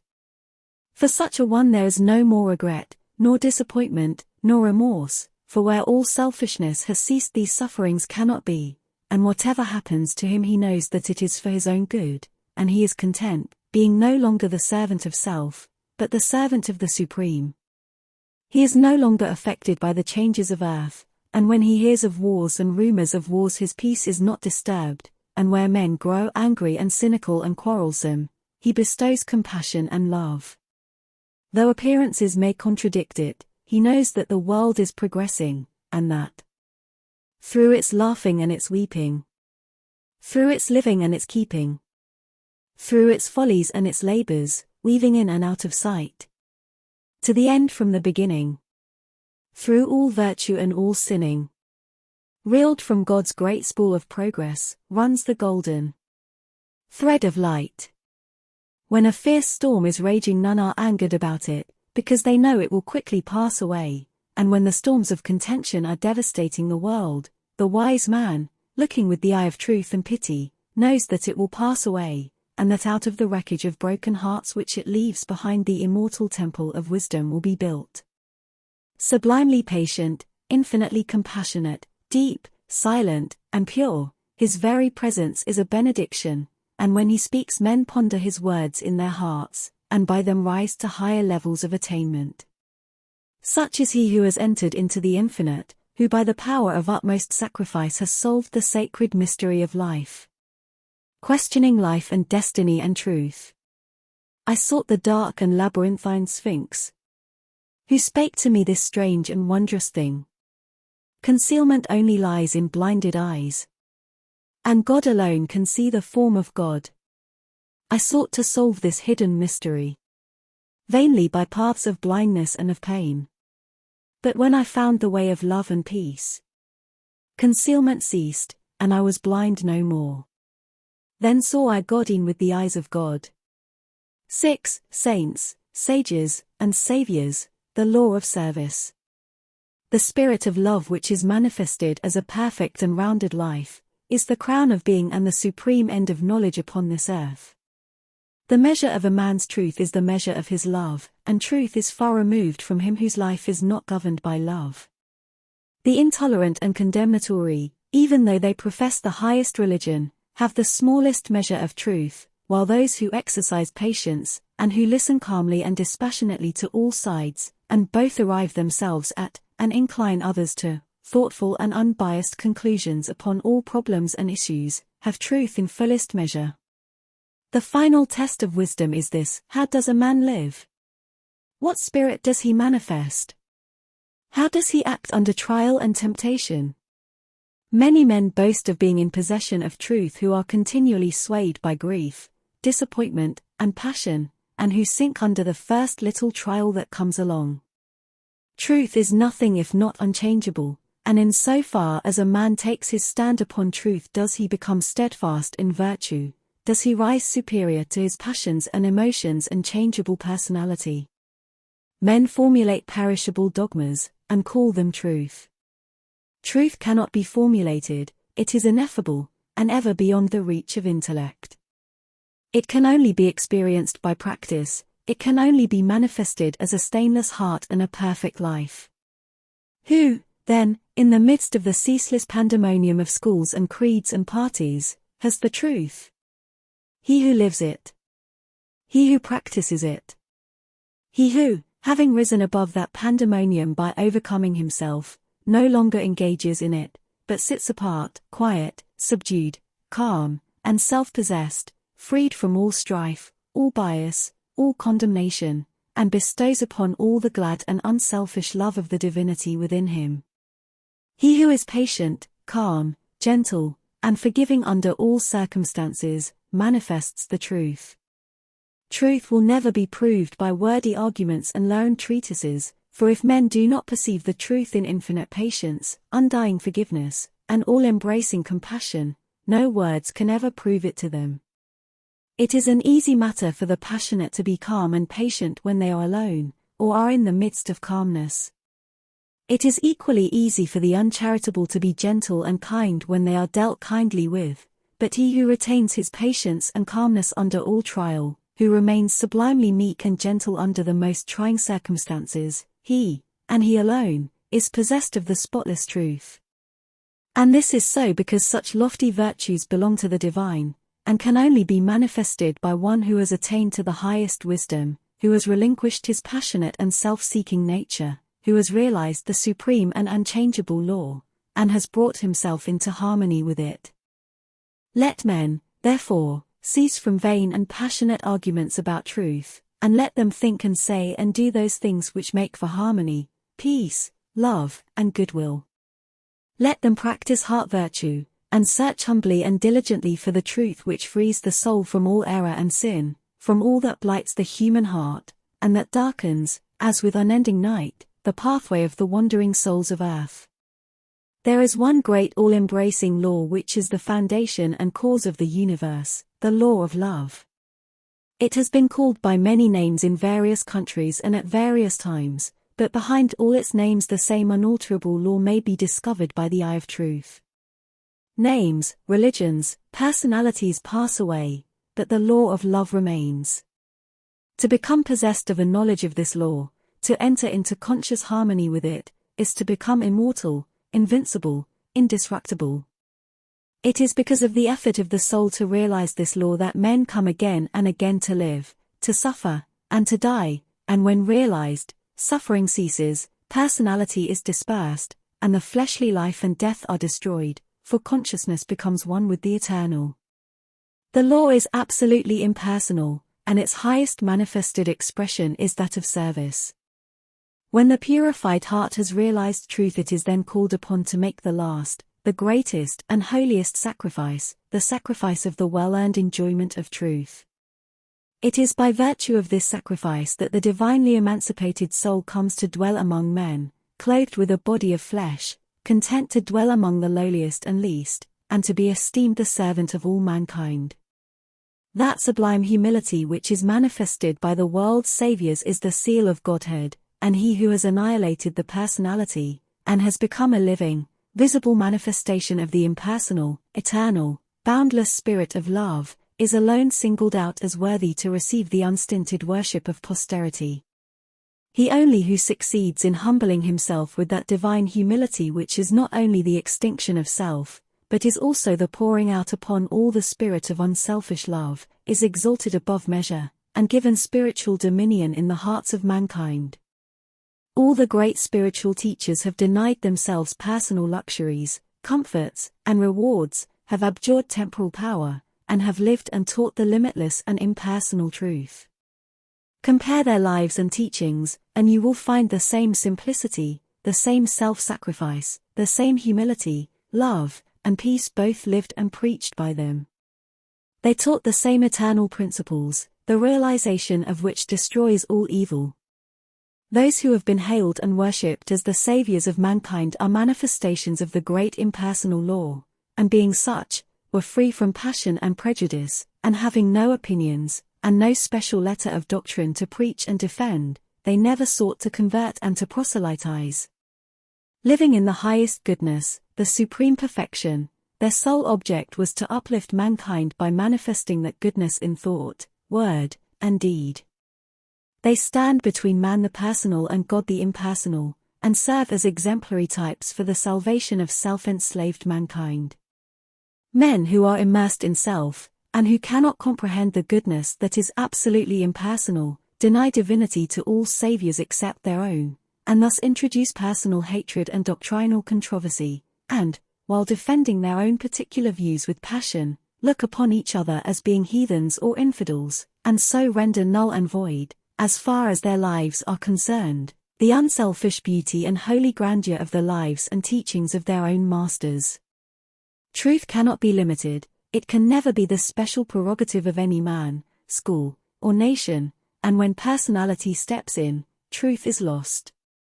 The glory alike of the saint, the sage, and the Savior is this, that he has realized the most profound lowliness, the most sublime unselfishness, having given up all, even his own personality, all his works are holy and enduring, for they are freed from every taint of self. He gives, yet never thinks of receiving, he works without regretting the past or anticipating the future, and never looks for reward. When the farmer has tilled and dressed his land and put in the seed, he knows that he has done all that he can possibly do, and that now he must trust to the elements, and wait patiently for the course of time to bring about the harvest, and that no amount of expectancy on his part will affect the result. Even so, he who has realized truth goes forth as a sower of the seeds of goodness, purity, love and peace, without expectancy, and never looking for results, knowing that there is the great overruling law which brings about its own harvest in due time, and which is alike the source of preservation and destruction. Men, not understanding the divine simplicity of a profoundly unselfish heart, look upon their particular Savior as the manifestation of a special miracle, as being something entirely apart and distinct from the nature of things, and as being, in his ethical excellence, eternally unapproachable by the whole of mankind. This attitude of unbelief, for such it is, in the divine perfectibility of man, paralyzes effort, and binds the souls of men as with strong ropes to sin and suffering. Jesus grew in wisdom and was perfected by suffering. What Jesus was, he became such, what Buddha was, he became such, and every holy man became such by unremitting perseverance in self-sacrifice. Once recognize this, once realize that by watchful effort and hopeful perseverance you can rise above your lower nature, and great and glorious will be the vistas of attainment that will open out before you. Buddha vowed that he would not relax his efforts until he arrived at the state of perfection, and he accomplished his purpose. What the saints, sages, and saviors have accomplished, you likewise may accomplish if you will only tread the way which they trod and pointed out, the way of self-sacrifice, of self-denying service. Truth is very simple. It says, "Give up self, come unto me, away from all that defiles, and I will give you rest." All the mountains of commentary that have been piled upon it cannot hide it from the heart that is earnestly seeking for righteousness. It does not require learning, it can be known in spite of learning. Disguised under many forms by erring self-seeking man, the beautiful simplicity and clear transparency of truth remains unaltered and undimmed, and the unselfish heart enters into and partakes of its shining radiance. Not by weaving complex theories, not by building up speculative philosophies is truth realized, but by weaving the web of inward purity, by building up the temple of a stainless life is truth realized. He who enters upon this holy way begins by restraining his passions. This is virtue, and is the beginning of saintship, and saintship is the beginning of holiness. The entirely worldly man gratifies all his desires, and practices no more restraint than the law of the land in which he lives demands. The virtuous man restrains his passions, the saint attacks the enemy of truth in its stronghold within his own heart, and restrains all selfish and impure thoughts, while the holy man is he who is free from passion and all impure thought, and to whom goodness and purity have become as natural as scent and color are to the flower. The holy man is divinely wise, he alone knows truth in its fullness, and has entered into abiding rest and peace. For him evil has ceased, it has disappeared in the universal light of the all-good. Holiness is the badge of wisdom. Said Krishna to the Prince Arjuna. Humbleness, truthfulness, and harmlessness. Patience and honor, reverence for the wise. Purity, constancy, control of self. Contempt of sense delights, self-sacrifice. Perception of the certitude of ill. In birth, death, age, disease, suffering, and sin. An ever tranquil heart in fortune's good. And fortune's evil. Endeavors resolute. To reach perception of the utmost soul. And grace to understand what gain it were. So to attain this is true wisdom, Prince. And what is otherwise is ignorance. Whoever fights ceaselessly against his own selfishness, and strives to supplant it with all-embracing love, is a saint, whether he live in a cottage or in the midst of riches and influence, or whether he preaches or remains obscure. To the worldling, who is beginning to aspire towards higher things, the saint, such as a sweet Saint Francis of Assisi, or a conquering Saint Anthony, is a glorious and inspiring spectacle. To the saint, an equally enrapturing sight is that of the sage, sitting serene and holy, the conqueror of sin and sorrow, no more tormented by regret and remorse, and whom even temptation can never reach. And yet even the sage is drawn on by a still more glorious vision, that of the Saviour actively manifesting his knowledge in selfless works, and rendering his divinity more potent for good by sinking himself in the throbbing, sorrowing, aspiring heart of mankind. And this only is true service, to forget oneself in love towards all, to lose oneself in working for the whole. O thou vain and foolish man, who thinkest that thy many works can save thee, who, chained to all error, talkest loudly of thyself, thy work, and thy many sacrifices, and magnifiest thine own importance, know this, that though thy fame fill the whole earth, all thy work shall come to dust, and thou thyself be reckoned lower than the least in the kingdom of truth. Only the work that is impersonal can live, the works of self are both powerless and perishable. Where duties, howsoever humble, are done without self-interest, and with joyful sacrifice, there is true service and enduring work. Where deeds, however brilliant and apparently successful, are done from love of self, there is ignorance of the law of service, and the work perishes. It is given to the world to learn one great and divine lesson, the lesson of absolute unselfishness. The saints, sages, and saviors of all time are they who have submitted themselves to this task, and have learned and lived it. All the scriptures of the world are framed to teach this one lesson, all the great teachers reiterate it. It is too simple for the world which, scorning it, stumbles along in the complex ways of selfishness. A pure heart is the end of all religion and the beginning of divinity. To search for this righteousness is to walk the way of truth and peace, and he who enters this way will soon perceive that immortality which is independent of birth and death, and will realize that in the divine economy of the universe the humblest effort is not lost. The divinity of a Krishna, a Gautama, or a Jesus is the crowning glory of self-abnegation, the end of the soul's pilgrimage in matter and mortality, and the world will not have finished its long journey until every soul has become as these, and has entered into the blissful realization of its own divinity. Great glory crowns the heights of hope by arduous struggle won. Bright honor rounds the hoary head that mighty works have done. Fair riches come to him who strives in ways of golden gain. And fame enshrines his name who works with genius glowing brain. But greater glory waits for him who, in the bloodless strife, 'gainst self and wrong, adopts, in love, the sacrificial life. And brighter honor rounds the brow of him who, mid the scorns of blind idolaters of self, accepts the crown of thorns. And fairer purer riches come to him who greatly strives to walk in ways of love and truth to sweeten human lives. And he who serveth well mankind exchanges fleeting fame for light eternal, joy and peace, and robes of heavenly flame. 7. The realization of perfect peace. In the external universe there is ceaseless turmoil, change, and unrest. At the heart of all things there is undisturbed repose. In this deep silence dwelleth the eternal. Man partakes of this duality, and both the surface change and disquietude, and the deep-seated eternal abode of peace, are contained within him. As there are silent depths in the ocean which the fiercest storm cannot reach, so there are silent, holy depths in the heart of man which the storms of sin and sorrow can never disturb. To reach this silence and to live consciously in it is peace. Discord is rife in the outward world, but unbroken harmony holds sway at the heart of the universe. The human soul, torn by discordant passion and grief, reaches blindly toward the harmony of the sinless state, and to reach this state and to live consciously in it is peace.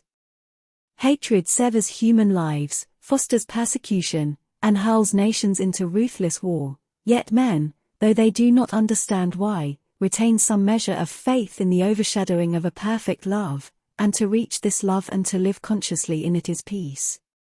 And this inward peace, this silence, this harmony, this love, is the kingdom of heaven, which is so difficult to reach because few are willing to give up themselves and to become as little children. Heaven's gate is very narrow and minute. It cannot be perceived by foolish men, blinded by vain illusions of the world. E'en the clear-sighted who discern the way, and seek to enter, find the portal barred, and hard to be unlocked. Its massive bolts are pride and passion, avarice and lust. Men cry peace, peace, where there is no peace, but on the contrary, discord, disquietude and strife.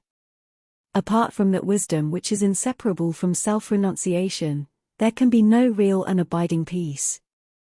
The peace which results from social comfort, passing gratification, or worldly victory is transitory in its nature, and is burnt up in the heat of fiery trial.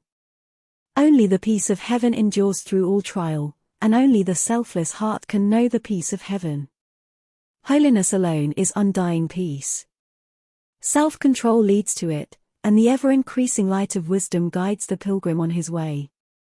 It is partaken of in a measure as soon as the path of virtue is entered upon, but it is only realized in its fullness when self disappears in the consummation of a stainless life. This is peace.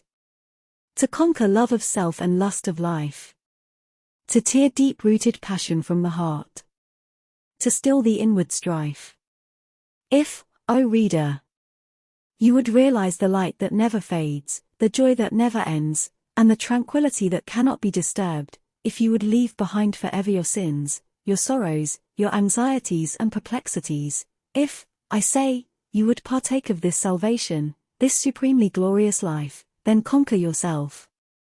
Bring every thought, every impulse, every desire into perfect obedience to the divine power resident within you. There is no other way to peace but this, and if you refuse to walk it, your much praying and your strict adherence to ritual will be fruitless and unavailing, and neither gods nor angels can help you. Only to him that overcometh is given the white stone of the regenerate life, on which is written the new and ineffable name. Come away, for a while, from external things, from the pleasures of the senses, from the arguments of the intellect, from the noise and the excitements of the world, and withdraw yourself into the inmost chamber of your heart, and there, free from the sacrilegious intrusion of all selfish desires, you will find a deep silence, a holy calm, a blissful repose, and if you will rest a while in that holy place, and will meditate there, the faultless eye of truth will open within you, and you will see things as they really are. This holy place within you is your real and eternal self, it is the divine within you, and only when you identify yourself with it can you be said to be clothed and in your right mind. It is the abode of peace, the temple of wisdom, the dwelling place of immortality. Apart from this inward resting place, this mount of vision, there can be no true peace, no knowledge of the divine, and if you can remain there for 1 minute, 1 hour, or 1 day, it is possible for you to remain there always. All your sins and sorrows, your fears and anxieties are your own, and you can cling to them or you can give them up. Of your own accord you cling to your unrest, of your own accord you can come to abiding peace. No one else can give up sin for you, you must give it up yourself. The greatest teacher can do no more than walk the way of truth for himself, and point it out to you, you yourself must walk it for yourself. You can obtain freedom and peace alone by your own efforts, by yielding up that which binds the soul, and which is destructive of peace. The angels of divine peace and joy are always at hand, and if you do not see them, and hear them, and dwell with them, it is because you shut yourself out from them, and prefer the company of the spirits of evil within you. You are what you will to be, what you wish to be, what you prefer to be. You can commence to purify yourself, and by so doing can arrive at peace, or you can refuse to purify yourself, and so remain with suffering. Step aside, then, come out of the fret and the fever of life, away from the scorching heat of self, and enter the inward resting place where the cooling airs of peace will calm, renew, and restore you. Come out of the storms of sin and anguish. Why be troubled and tempest-tossed when the haven of peace of God is yours? Give up all self-seeking, give up self, and lo, the peace of God is yours. Subdue the animal within you, conquer every selfish uprising, every discordant voice, transmute the base metals of your selfish nature into the unalloyed gold of love, and you shall realize the life of perfect peace. Thus subduing, thus conquering, thus transmuting, you will, O reader, while living in the flesh, cross the dark waters of mortality, and will reach that shore upon which the storms of sorrow never beat, and where sin and suffering and dark uncertainty cannot come. Standing upon that shore, holy, compassionate, awakened, and self-possessed and glad with unending gladness, you will realize that never the Spirit was born, the Spirit will cease to be never. Never was time it was not, end and beginning are dreams. Birthless and deathless and changeless remaineth the Spirit forever. Death hath not touched it at all, dead though the house of it seems. You will then know the meaning of sin, of sorrow, of suffering, and that the end thereof is wisdom, will know the cause and the issue of existence. And with this realization you will enter into rest, for this is the bliss of immortality, this the unchangeable gladness, this the untrammeled knowledge, undefiled wisdom, and undying love, this, and this only, is the realization of perfect peace. O thou who wouldst teach men of truth! Hast thou passed through the desert of doubt? Art thou purged by the fires of sorrow? Hath Ruth the fiends of opinion cast out of thy human heart? Is thy soul so fair that no false thought can ever harbor there? O thou who wouldst teach men of love! Hast thou passed through the place of despair? Hast thou wept through the dark night of grief?